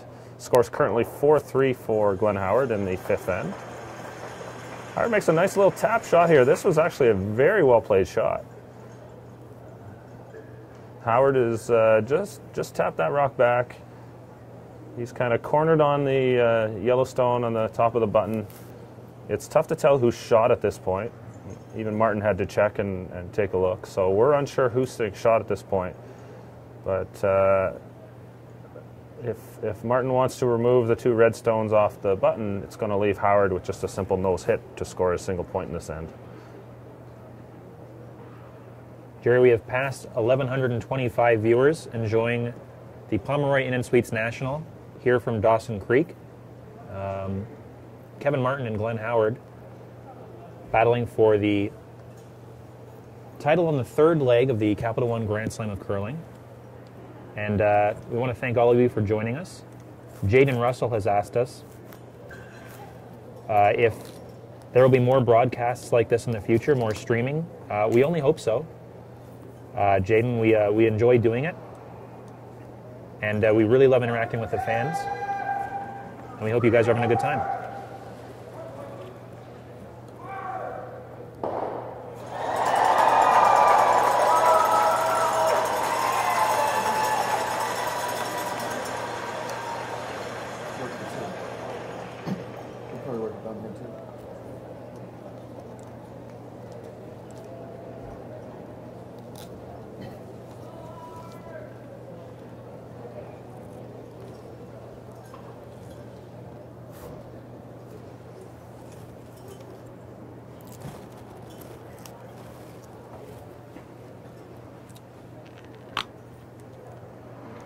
Here we are, folks. Jerry, what's going to happen? Exactly what I was predicting. Howard's going to just come down here and make this open hit for a single point. Very interesting strategical play by both teams here to try and accomplish their goals. Just hanging a little bit, but holds on into the side of the forefoot, and Glenn Howard scores a single point. Takes a 5-3 lead into the sixth end here at the Pomeroy Inn & Suites National, a Grand Slam of Curling, Capital One Grand Slam of Curling event here in Dawson Creek, British Columbia. That was a little bit of a stumble and bumble. Mike Harris wants us to know that Team Ulsrud has been using the new Gold Line curling pads for quite a few years. As our friend Hal is Norwegian, there's a bit of a connection there.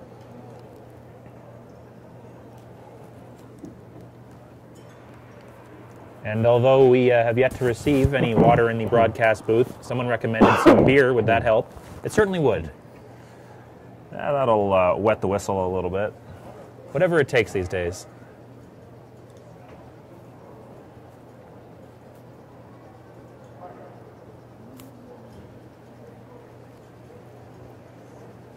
Jerry, it's 5-3 heading into the sixth end.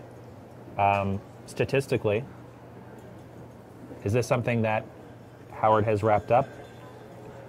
Certainly not against a team like Kevin Martin. They can, I fully expect Martin to be good for his two in this end. They've started playing a little bit better as a team, so as they struggle here to get this one over the hog line, all three are out now sweeping it. You don't see Kevin get out there and sweep very often. What happens if it doesn't get over the hog line? They pull it off. Wow. Jerry is a novice curling fan like myself and some of those watching right now. What is the strategy here for a team like Kevin Martin to get 2 points? What does he have to do? Martin's going to put the pedal on the gas and work on playing some offense here. He's going to need to get up a couple corner guards, try and get some rocks around the corner guards while ignoring the rocks that Glenn puts in on the top of the forefoot and in the house. Jerry, how often do you put the pedal on the gas? Oh, I love playing aggressive. It's the only, it's the best way to learn how to get better. And it's something I love playing against teams like this. And there's no, I don't, I lose 14-1. I don't care. I'd rather take a shot at it and throw everything I got at them rather than keeping it close and really never having a chance to win.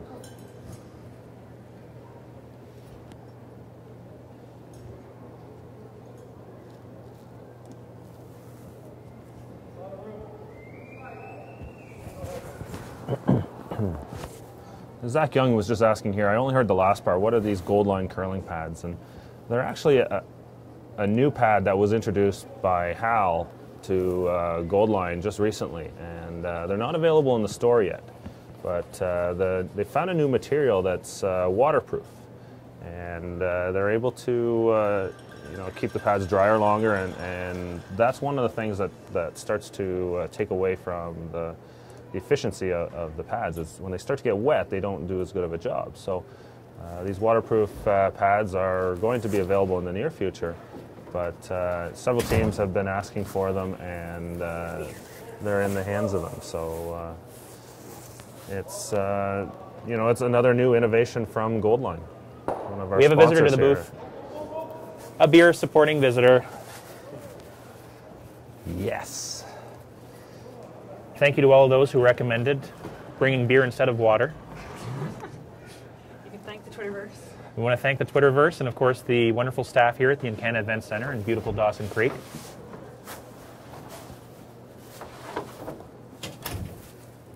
I just have a question about where the next Grand Slam event will be held, and we'll be in Prince Edward Island, Summerside, in late April. I believe the dates are something like the 17th to the 22nd.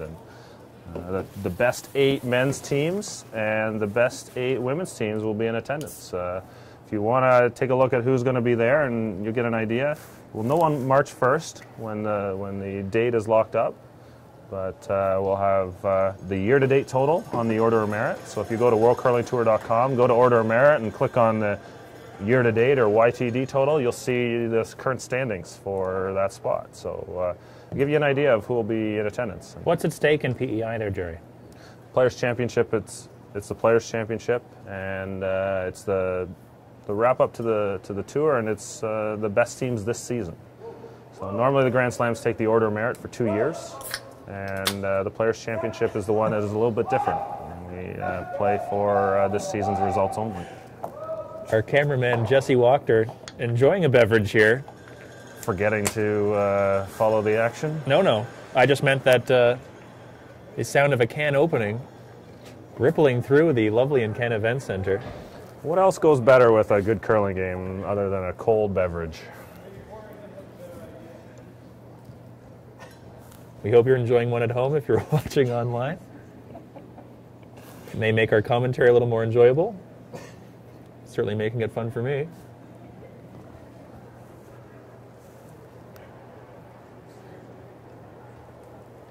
Speaking of which, Christina Faulkner wants to respond to the question, what happens if it doesn't get over the hog line? Benny Heebs buys a round for the whole place. And Christina, thank you so much for chiming in. I guess we have to hope for a few of those not to make it over there. So currently, Howard up 5-3, playing the 6th end. Martin with the hammer. There's 3 Howard rocks spread out across the middle of the circles there, and well, it looks good for Howard. There's a few too many stones in play, and now Martin has asked his second Mark Kennedy to come down and freeze one on top. Sitting in a good position here, and so Howard has to be careful on how he tries to remove this stone. He's going to ask Wayne Madaw to try and push it through the hole. And ideally, you want to take one of these red rocks with it. It looks good to see it just get punched through the hole, but I think for Glenn, he'll be happy if he can pick one of the reds as well.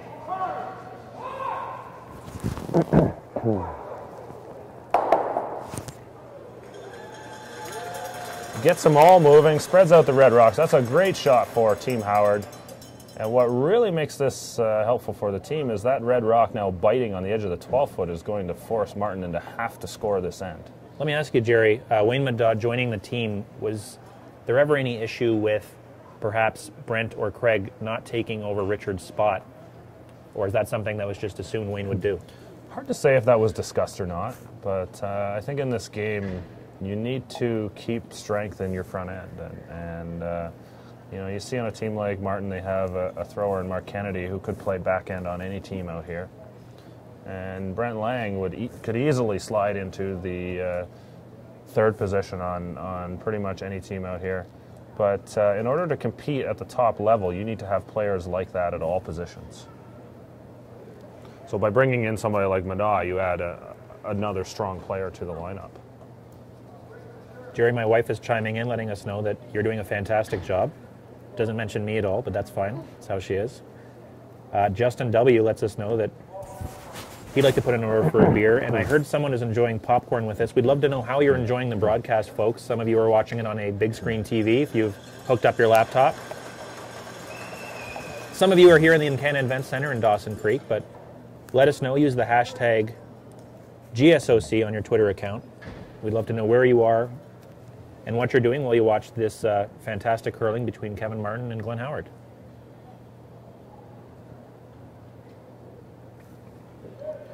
So Martin attempted to ignore the two stones in the house and draw around his long corner guard.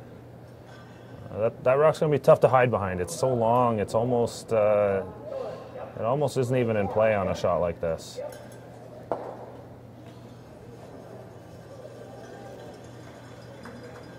Howard's third, Wayne Madaw makes the shot, and they roll the shooter out. They wanted to make sure that got out of play so that it didn't give Martin something else to freeze to. Martin's in a little bit of a tough situation here. He's, you know, that corner guard is not helping, is not very helpful all the way up there. So, you know, he may at some point try and play this freeze. The thinking there is that you're going to see Howard likely blasted at some point, and then Martin may be able to make the blank by hitting the one on the outside.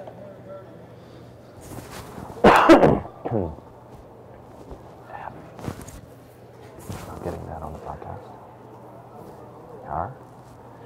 Jerry coughing up a storm here. The beer not agreeing with Jerry Gertz. Little hair of the dog that bit you from last night, I'm assuming.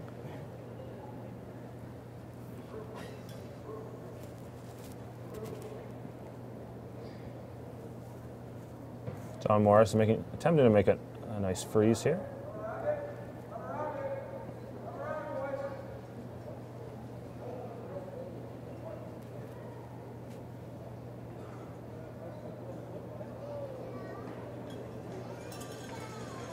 Just comes a little bit heavy. That's not a very good shot at all. In the words of famous broadcaster Mike Harris, that was brutal. Note to Mike, he's definitely one of my favorite broadcasters in the sport. Yeah, he's one of the best. Jordan Cathnelson from Ottawa says he's enjoying the broadcast. Wants to know the attendance. Jordan, we don't have those figures here. What we can tell you is that I would say about 10% of the population of Dawson Creek, British Columbia, is watching this broadcast. We're up to almost 1,200 viewers. So we're very excited about that. But we've been very well taken care of here in Dawson Creek. Most of us staying at the Pomeroy and Suites, just a few blocks away from the Encana Event Center, and we were having a blast. A comment from Samuel Pat. Enjoy the broadcast, but I'm new to curling, so a little bit more explanation of the terms could be useful. We'll try our best, but if you have any questions about any specific terms, post them into the Twitterverse, and there'll be lots of people out there willing to help you very quickly.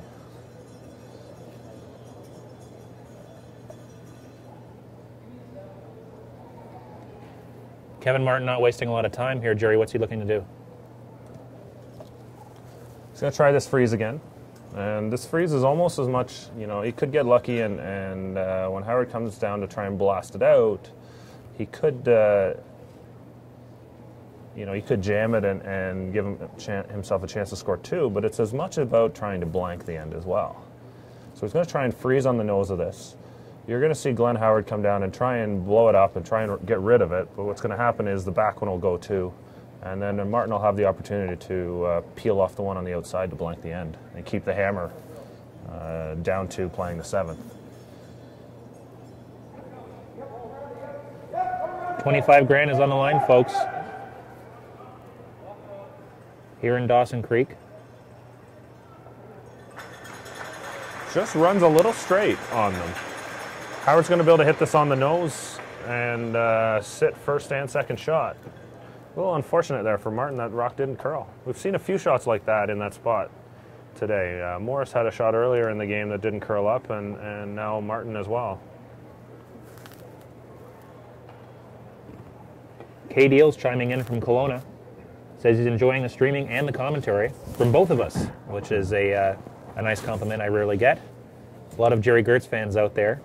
Yeah, Matt, you're a little bit more tame today, which is nice to see. Is it? As you know, we enjoyed ourselves yesterday at the... Geez, I've already forgotten the name of the place we were at. Brown's Social House. Brown's Social House. And I want to apologize to any cab drivers in the Dawson Creek area who may have driven me around last night at 5 a.m. But it's just nice to see the city. So Martin's going to come down here.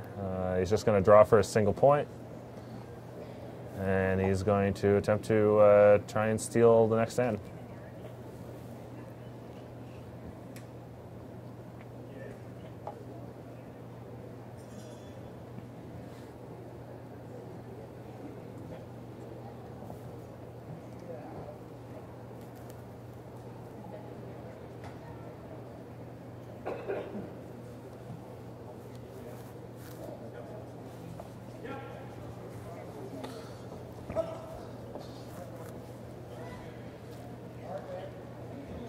The next end, we'll share a few more Scotties updates. Provincial playdowns taking place all across the country today. Martin sweepers here. Kennedy and Hebert taking this rock in. Martin, great as usual on the draw, takes his single point. Now trails 5-4 to Glenn Howard here at the Pomeroy Inn and Suites National on GrandSlamOfCurling.com, streaming from beautiful Dawson Creek, British Columbia. Jerry, you're getting very good at this. We got a quick question before we get a stats and scores update. Skip wants to know, how did John Morris break a rock handle earlier this season? He wonders if it was with his mind. Apparently, yeah, John Morris is the Chuck Norris of curling. Yeah, we had that happen in an event earlier where some frustration by one of the players on Team Martin. You know, sometimes these guys, you know, they wear their emotions on their sleeves, and it goes a little bit overboard. You know, it's something that we get, you know, I think the fans at home don't always enjoy this, but, you know, these players are just like any other elite athletes, and you know, they're giving it their all, and sometimes the emotions boil over, and because we get such an intimate look and intimate feel with these players, you get right down into the game, you know, it becomes a lot more apparent when something like that happens. All right, Jerry, give us a scoring update from some of the provincial playdowns going on right now. So we're going to go out to Saskatchewan, and we've got Stephanie Lawton facing Jill Shumay in the semifinals today, and the winner will face Michelle Englot in the final. In Manitoba, we've got Jennifer Jones, who won her semifinal match over Barb Spencer, and she will face Chelsea Carey in the final.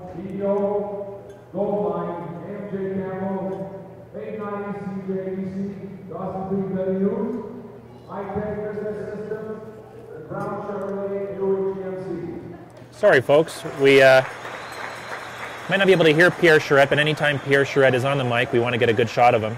He is the curling superstar, of course.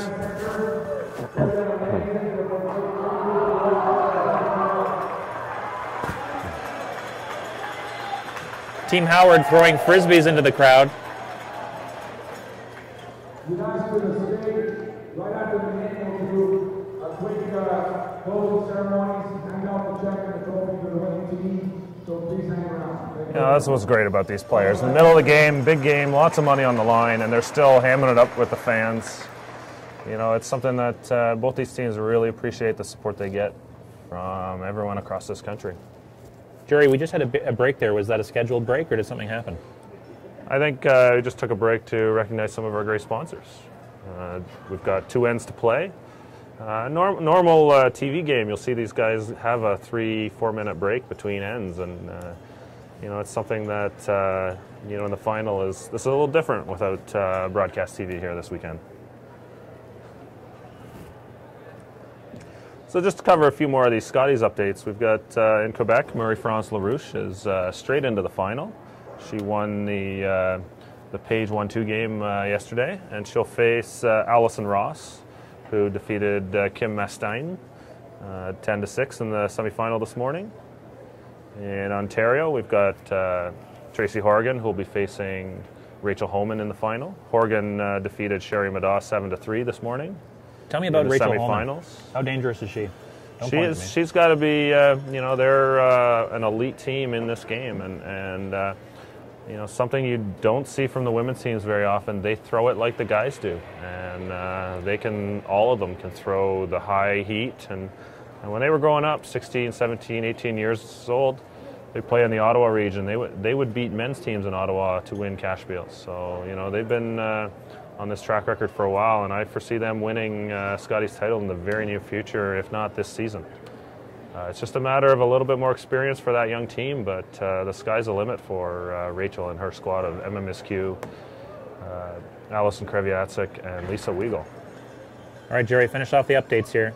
Nova Scotia, we've got Heather Smith-Dacey directly into the final, and she will face off against Mary Matatal, who won this morning's semifinal over Colleen Pinckney. In British Columbia, Marla Mallet is in the final, and she will face Kelly Scott, who defeated Kelly Law in the semifinals, 10-6 last night. And in New Brunswick, Andrea Kelly and her squad will face off against Mary Jane McGuire, winners of this morning's semifinal against. They played their semifinal last night against Sylvie Robichaud. And Jerry, where can I get all these wonderful statistics? We've got playdowns are going on across the country. Each site has got their own event page going on, but curlingzone.com, we are collecting them all together in one location. So if you're looking for just a quick update on everything, you can come visit our website, www.curlingzone.com. If you're looking for end-by-end updates, you should probably find the local listing for each event site. And you have a staff of thousands, I'm assuming? I've got my helpful girlfriend, Jessica Jones. She's been working hard all weekend, helping me keep these up to date. And, it's just a matter of, keeping a close eye on things. Jerry, I have a question from David Troppins. It's a statistical question, so I'm going to obviously pass this along to you. David is chiming in from Michigan, and we want to thank all our American viewers for tuning in and letting us know that you're enjoying the broadcast. Yeah, David was looking. I'm looking at stats on the GSOC website. What does diff divided by 5 and sweep divided by 10 mean? Thanks for the question, David. And these are some new stats that we brought to the game. Diff is degree of difficulty. So every time a shot is called, so for example, right here, we tag this as a peel. And then different degree of difficulties are assigned to shots based on all the different modifiers that are added to it.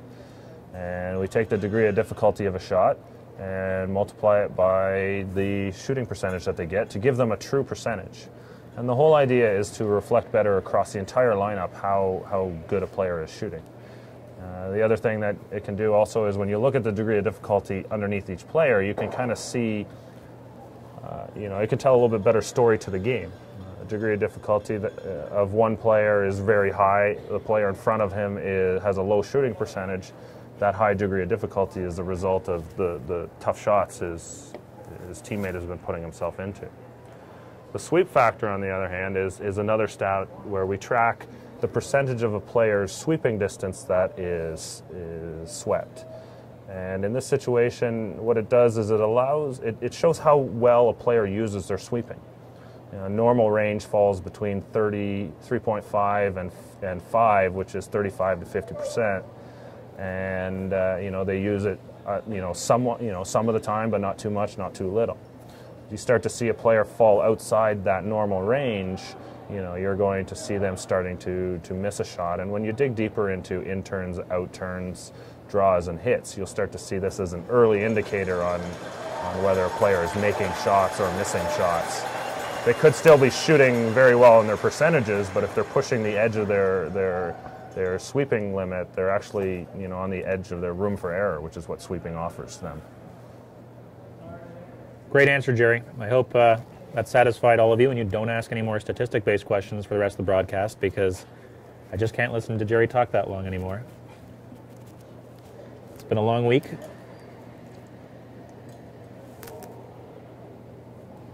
We've had a great time, and we're going to stick with the check and trophy presentation, no matter who takes this one, either Kevin Martin or Glenn Howard. So if you like that sort of thing, we will do our best to provide that to you. We had a lot of special guests on the broadcast so far. Pierre Charette dropped by a few times. Nicholas Adine came by. He was fantastic, actually. I want to thank them for taking some time out. Aaron Flowers from Goldline told us about some of the new products that they're launching. No special guests on this one. This is the finals. We have two special guests on the ice, Team Martin, Team Howard, and they're putting on a great show for us today. Well done, Jerry. Jerry wrote that last night. He practiced it all day, and he finally had a chance to break it out. Jerry, you did a good job. Thank you, Matt. Do you have any other cliched broadcast lines you'd like to drop on us now?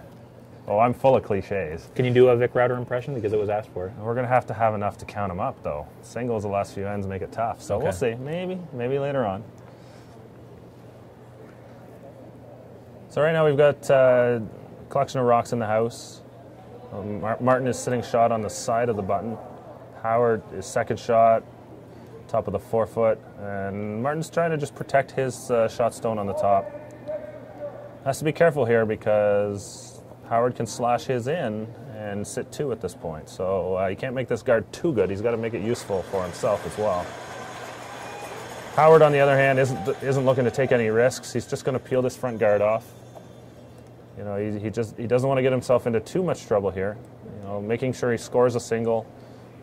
Ideally, he doesn't want to give up a steal, but if he does, giving up a 1-point steal here is good game management as well, good scoreboard management, because he'll still have the hammer coming home. So just wants to make sure that he doesn't get himself into too much trouble. Jerry, I have a question coming in from our good friend Skip.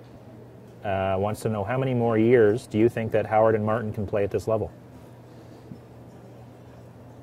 Or how many years would they want to? I know they've all talked about Sochi being a goal. I think it more comes down to how many more years they want to, because at the skip position, the physical demands aren't nearly the same as playing front end. And that's why you see, you know, Howard and Martin sticking around for so long in this game. The front ends, though, have really started to become a young man's game, and so, you know, I think for Martin, you know, he's publicly said that he's probably going to retire after Sochi. You know, he wants to make one more good run at it at the Olympics for 2014. You know, the demand is hard. It's you know, these guys sacrifice a lot of time away from family and work, and that's probably the biggest obstacle that they face. Jerry, Doug Swerich wants to know, he's enjoying the broadcast from Buenos Aires, Argentina. We know we have a lot of fans down in Brazil. It's nice to know that South America enjoys their curling. Tell us about how that got going. We know we saw just a massive increase in interest after the Olympics. Are you familiar with that story? No, the Olympics, I believe the television numbers from Vancouver, the Olympic finals, were something like 6 million viewers for the Martin Ulsrud gold medal match, and that's Canadian viewers, which is an immense number of people watching the game. You know, the interest generated from that will hopefully have created some new viewers for the game. And I was in Vancouver for many of the games, and the atmosphere inside the arena was amazing. It was a hockey crowd. For the most part, people came to watch curling because that's a ticket they could get. And they didn't understand the rules or the etiquette of being a fan watching the sport. And you know, it was loud, and some of the players talked about how you know, if it got, you know, it was to a point where the crowds were very distracting. And you know, one of the players on the U.S. team mentioned that, you know, you just had to be ready anytime Canada was playing because the crowd could erupt at any moment from a great shot from the Canadian team. So that atmosphere will hopefully, these fans who visited the Olympics during those games will hopefully become future fans for this sport. And I think we need more events like that where we can get new people out to see the game. Now, Jerry, Lyle Larson says he believes this type of broadcast can help grow the sport with a younger audience. Lyle, we want to thank you for the compliment. He does mention that this kind of fan interaction does not exist. Lyle, we can only recommend that you make it happen. Curling fans, if you ask this from any curling broadcaster, they will eventually have to listen to your demands. So whatever type of curling you're enjoying, whether it's a Grand Slam event, whether it's a CCA event, let them know. This kind of interaction is great. A lot of these curlers have Twitter handles. Jerry, I'm sure you could tell us a few of them. I know that John Morris used his Twitter feed to tell everyone where he would be enjoying a few drinks last night. And that's the sort of thing you're going to get out of the sport as long as you ask for it. Johnny Mo Curler is John Morris. We've got Wayne Madaw is now on Twitter. I believe his handle is just Wayne Madaw. Craig Saville is on Twitter as well, Craig Saville. And I know Ben Hebert's on there, but I think he uses something like Heebs. Benny Heebs. Benny Heebs. BennyHeebz. And I think Mark Kennedy as well. I haven't seen his, but very possible. Folks, if you've got them, tweet them to us. We'll read them out. Just use the hashtag GSOC. And let us know who your favorite curlers are and their Twitter handles. Our good friend Colin Hodgson, I know he's been watching some of the broadcast. It'll be C_Hodgsy, HODGSY, I believe. Educated guess by Jerry Gertz, but if you know it, and Colin, if you're watching, let us know. Big fan of his feed. Just for the Don Bartlett quotes alone. Good shot by Glenn Howard here. Oohs and ahs from the crowd. Looks like he is sitting 3 currently, maybe 2. Martin's probably going to have to play this freeze in here, try and save the end. He really can't afford to give up more than a single point here. Martin Stuckey, I believe, from Switzerland. He spoke to us earlier during the quarters or semis. Thinks the broadcast is making curling more popular worldwide. Webcasts, I should say, and we totally agree. We would love to see more of this. Jerry, you're involved in a lot of different type of curling events. Is that something that in the last couple of years has started? Yeah, I think you see a lot more streaming across the internet. The Alberta Scotties are streaming this weekend as well. I know Kirizawa, Japan, was hosting an international event where Team Canada's Laura Crocker and Colin Thomas were playing, and I know the women won gold earlier today, and I know the men were playing in the gold medal final as well. Maybe the Twitterverse can help me out with the champion there. And they were streaming all weekend as well on Ustream. So the technology is available for events to do it, and it's fairly inexpensive, and it's something that we're hoping to continue doing as well. Absolutely, Jerry. What's happening here? We're on Skip Stones, Kevin Martin, and Johnny Morris having a lively conversation. I think Martin's really trying to just figure out the exact line that he's comfortable with to throw this freeze.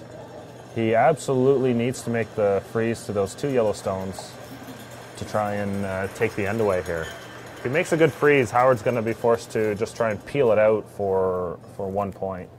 And then we're going to have an interesting final end. Martin can get 2 very easily on Howard when Howard is playing defensively as well. One team is going all defense, one team is going all offense, and it'll come down to a mistake here and there to blow the game open.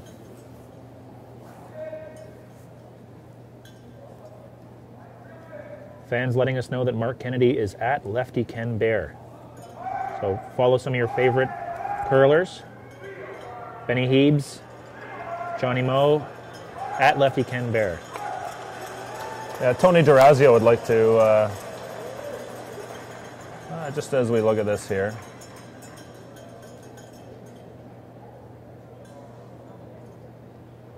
Oh, looks like Martin came down and played a nice little guard. Unfortunately, I think I had the colors wrong. Obviously, the beers that we've acquired recently have seriously affected our curling expert, Jerry Gertz. Sorry, folks. I, for some reason, had Glenn Howard as Yellowstones. Looks like Martin just came down, drew the top of the forefoot, and he's sitting very nice now. Howard's going to have a tough shot to score his single point here. Pardon me. Brutal. Cameraman Jesse Walker not impressed with the many mistakes of Jerry Gertz. Folks, Jerry's doing his best. Unfortunately, he's the only curling expert we could get in the booth. We had Pierre Charette, and if he's watching, well, you know, Pierre has way too many things to do today. But certainly he could provide better commentary. And of course, if you at home would like to point out many of Jerry's mistakes, please let us know by using the Twitter hashtag GSOC. We'll do our best to not make any more in the final two ends here. This is championship level curling, the Capital One Grand Slam of curling. Howard beating Martin 5-4 right now. And Jerry, now that you have a really good look at the house, what exactly is going on in there? Howard's just going to try and play this little tap here. Probably going to play it with something like a hack weight. He just needs to hit his stone on the top of the 8-foot there onto his that's on the top of the button, right onto the Martin stone on the back of the button there. It's a fairly straightforward tap. He just needs to make sure that he makes solid contact with it and gets it going in the right angle. The key here is not throwing too much weight.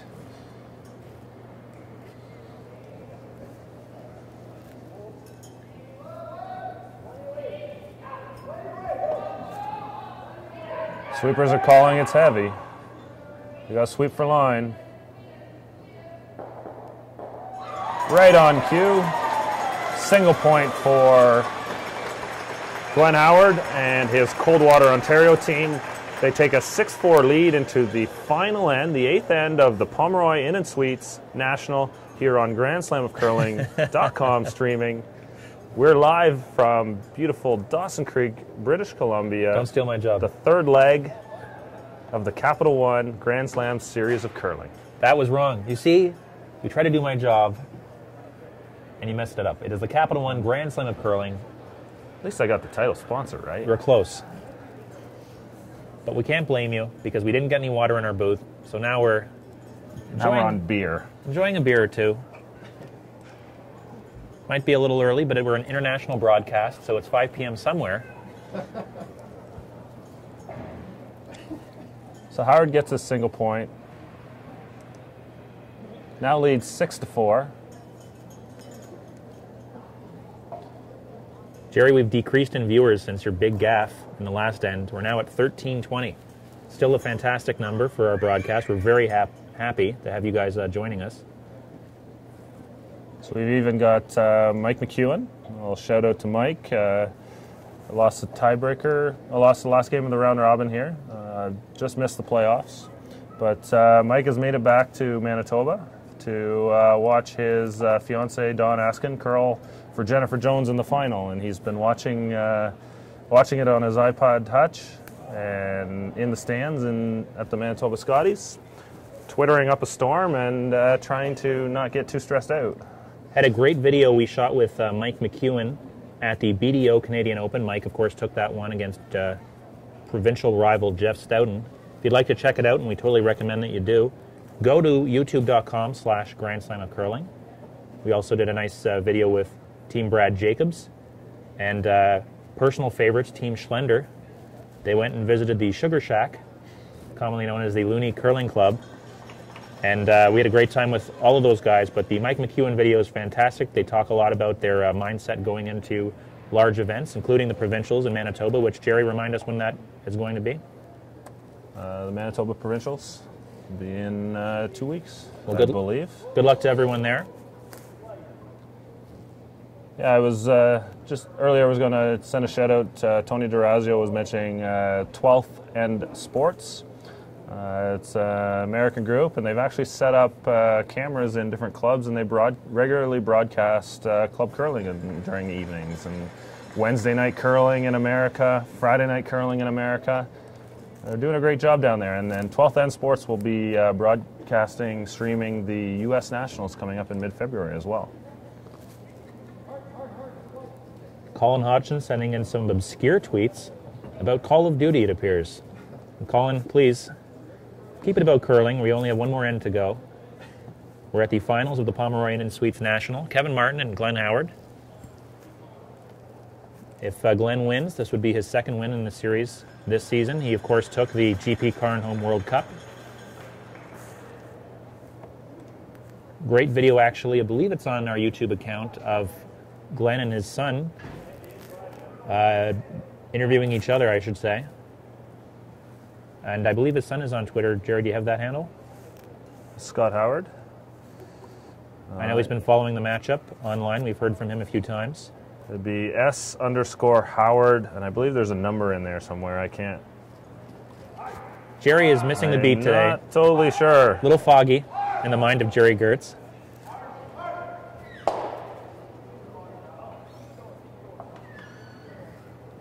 But we know Scott is at home watching along. We've seen a couple tweets from him so far, so maybe he can tweet out and he can remind me what his Twitter handle is. You know, these guys with their silly Twitter handles, just use your name. S_Howard14. Very good. We'd love at Mike McEwen to let us know if he's watching the broadcast. What does he recommend here? If he's doing a little armchair skipping at home or in the crowd in Manitoba, what does he recommend that our friend Kevin Martin does to get back in this game? So it looks like Martin's going to have a good situation here. He's got two corner guards up on the one side of the sheet. Martin's asking second Mark Kennedy to play a little hack weight hit and roll here.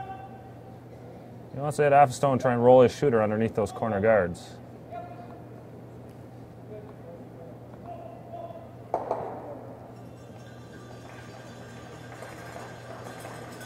Makes the nose hit, taps it straight back. Very good shot by Kennedy.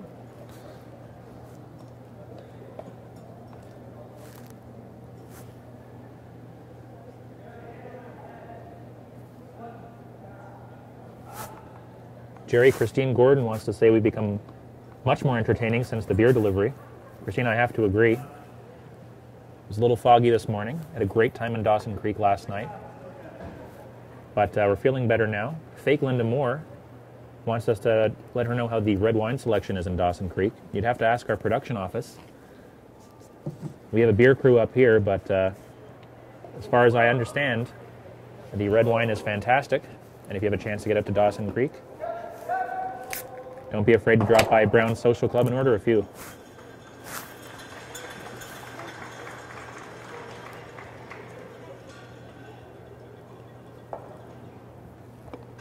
Mark Nichols chiming in, watching the broadcast. Mark, we mentioned you several times yesterday during the Gushu matchup. Happy to have a lot of curlers enjoying this. And again, use the hashtag GSOC and let us know what you guys are up to, where we can see you next perhaps. Would love to find out where Team Mike McEwen will be in the next couple of weeks. And Mr. Nichols, we've been following you on Twitter for a while. If you are curling in the next little while, let us know where you'll be. Perhaps some of your fans would like to drop by.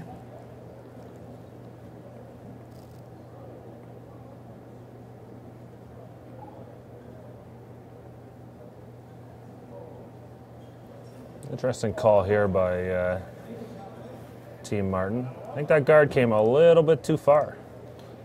Glenn Howard's second Brent Lang made the double peel. Kennedy came a little bit deep on his guard here.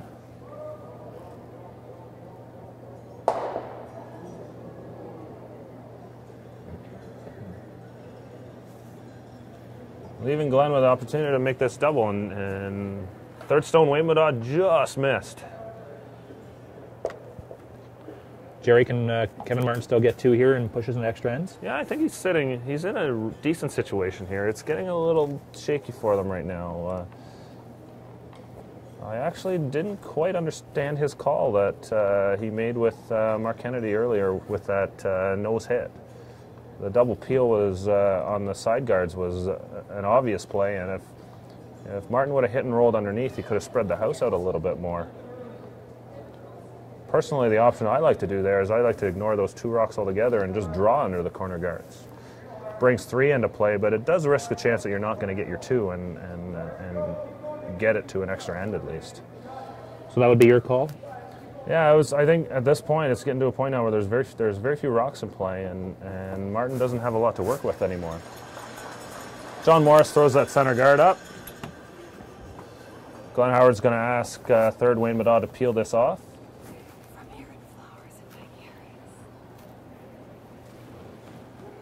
Special delivery from our good friend Erin Flowers. Wants to say she's enjoying the broadcast. Of course, you can learn all about Erin and Goldline at goldline.ca. And I think the broadcast is going to get a little bit more lively. Hopefully we go into extra ends. Being treated very well here at the Encana Event Center in Dawson Creek. Skip recommends we shotgun a beer. Skip, we have a job to do, but maybe when the game's over. Our cameraman, Jesse Walker, having a wonderful time providing you with this championship level. Unfortunately, we could not get Pierre Charette into the broadcast booth for this event. He's got too much going on, but anytime you have a chance to talk to Pierre at one of these events, we recommend it. He's a great guy. Treated us very well last night.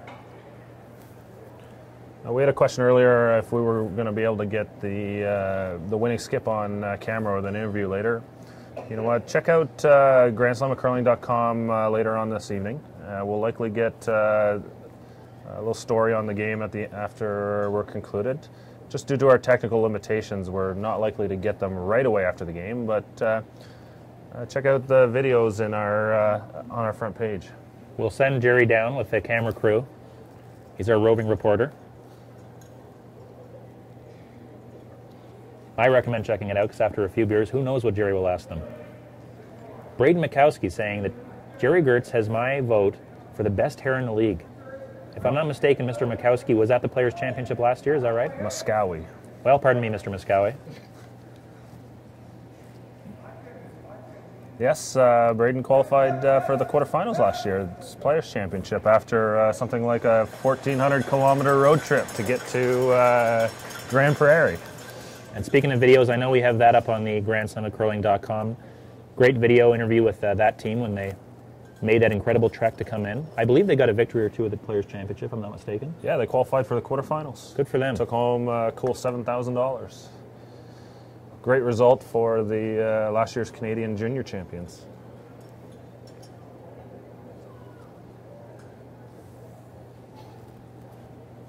So we've seen the center guard go up. It's going to be peeled again by Glenn Howard here.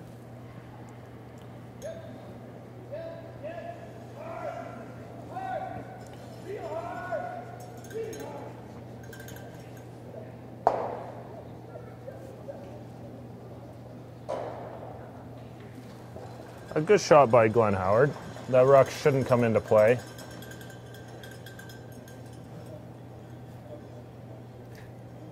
Interesting call by Kevin Martin here. He's going to, it looks like he's going to try and play a freeze to the nose of the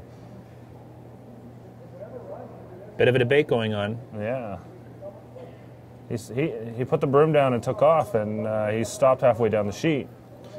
Looks like they're calling the freeze to the inside of that red stone on the top of the forefoot, the Howard stone. You'd likely see a lot of teams just play the hit and roll here to the outside and sit too, but Martin wants to try and Martin respects Howard's hitting ability, and that double that he'll leave will be a very makeable shot. So he's going to try and freeze on the inside. Glenn Howard will have a chance to try and blast these two out, and you'll likely see Kevin have a draw for two here. We could have extra ends, folks, so stay tuned. Bonus curling at the Pomeroy Inn and Suites National from Dawson Creek, British Columbia. Jerry Gertz. Glenn Howard currently up 6-4, playing the eighth end. Fake Pete Fenson says you are the bronze medal winner of sports broadcasting. I guess when it comes to fake Pete Fenson, that must be a compliment.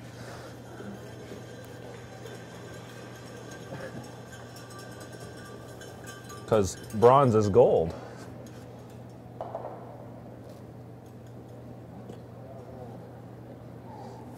Jerry Gert's making no sense today at the Capital One grandson of curling. So a little bit of a miss here. Martin comes up short. Does this seal the victory for Glenn Howard? He has to still be careful here.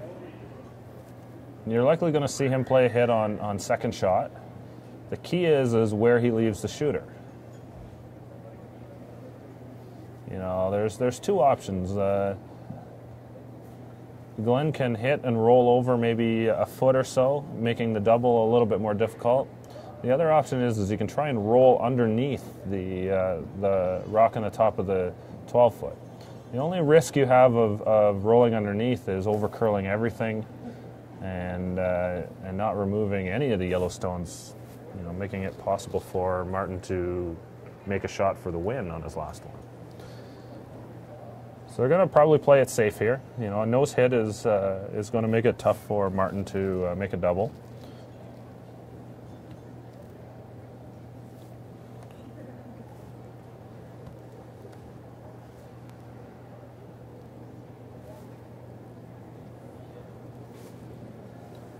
Thanks for the update, Mike, on the Manitoba Scotties. Chelsea Carey and Jennifer Jones playing in the final there. Carey with the hammer. Blank the first three ends. Still 0-0 against Jennifer Jones.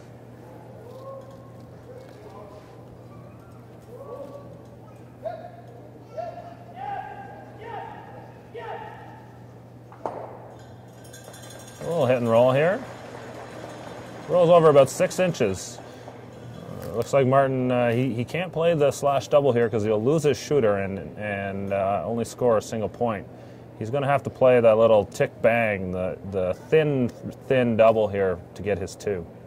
He's just got to hit a whisker of that top red stone, redirect onto the stone on the top of the 8-foot and try and hold his shooter. Let us know, folks. Is he going to be able to do it? Hashtag GSOC. This is the difference between finishing or going to extra ends. This is such a finite shot. When you look at all the runbacks Martin can make, this is, you know, you just got to hit this stone in the right place.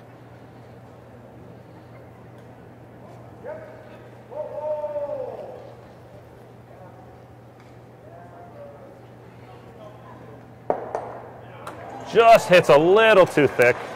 Glenn Howard is going to steal a single point here, make the final, 7-4. Glenn Howard over Kevin Martin at the Pomeroy Inn and Suites National here in Dawson Creek, British Columbia. The third leg of the Capital One Grand Slam of Curling Series.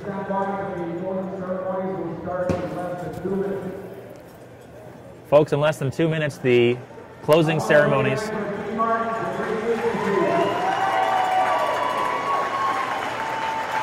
So we're going to get another sponsor roll, folks. We will be back with the closing ceremonies.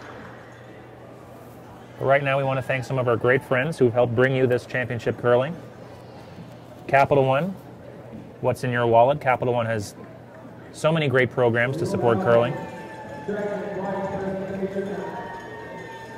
GP Car and Home, proud sponsors of the GP Car and Home World Cup and the Players' Championship, which will be in PEI in April. BDO, Chartered Accountants and Advisors, title sponsor of the BDO Canadian Open, won by Mike McEwen in December. AMJ Campbell Van Lines, bringing you a lot of the great equipment used here at the Pomeroy Inn and Suites National. Gold Line Choice of Champions, also the supplier of our last round of beers here, so we want to say thank you to Aaron Flowers for that, goldline.ca. HP, bringing you the score clocks. We had a lot of score clock questions at this event, and we want to thank them for providing that. And then, of course, Prostate Cancer Canada. Big fans of what they do. Check them out if you get a chance. And there we have Pomeroy Inn and Suites. There's the URL.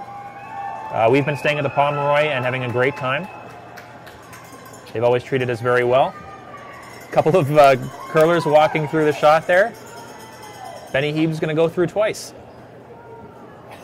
There he is. Nice cameo for Ben Hebert. But folks, Glenn Howard takes it over Kevin Martin. Having a great time. Jerry's giving me hand signals here. 6-5. 6-5 was actually the score. That's all right. You can speak. Kevin Martin actually had shot stone on the top of the 12. I'm still mixing up yellow and red at this point. A little colorblind, I guess.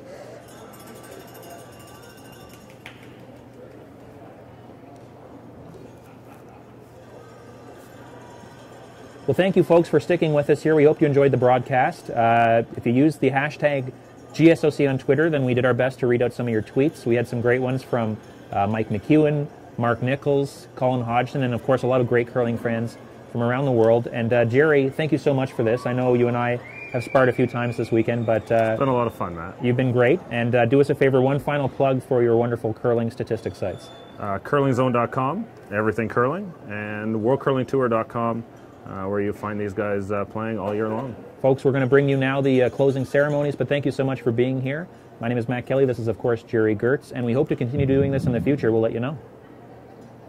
grandsonofcurling.com. So I'll switch the mic to the internal mic so we can hear it.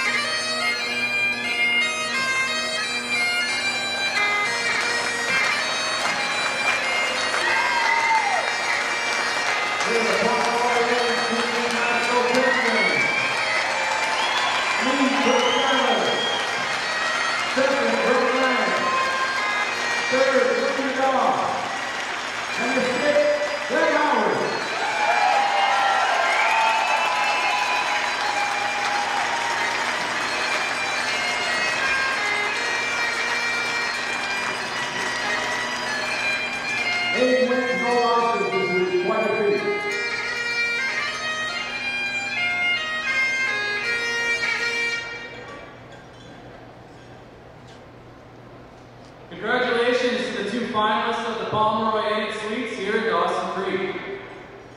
Go on, extend your stay. We are thrilled that the Pomeroy Inn Suites partnered with us for the National Grand Slam of Curling. What an amazing week of men's curling here in Dawson Creek. We are very privileged to be able to witness firsthand these talented athletes here at the Canada Event Center.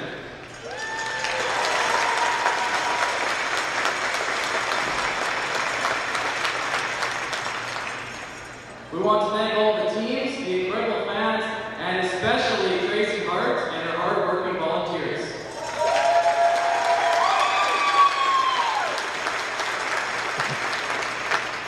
Thank you, Team Howard and Team Mark, for what was a very exciting final today.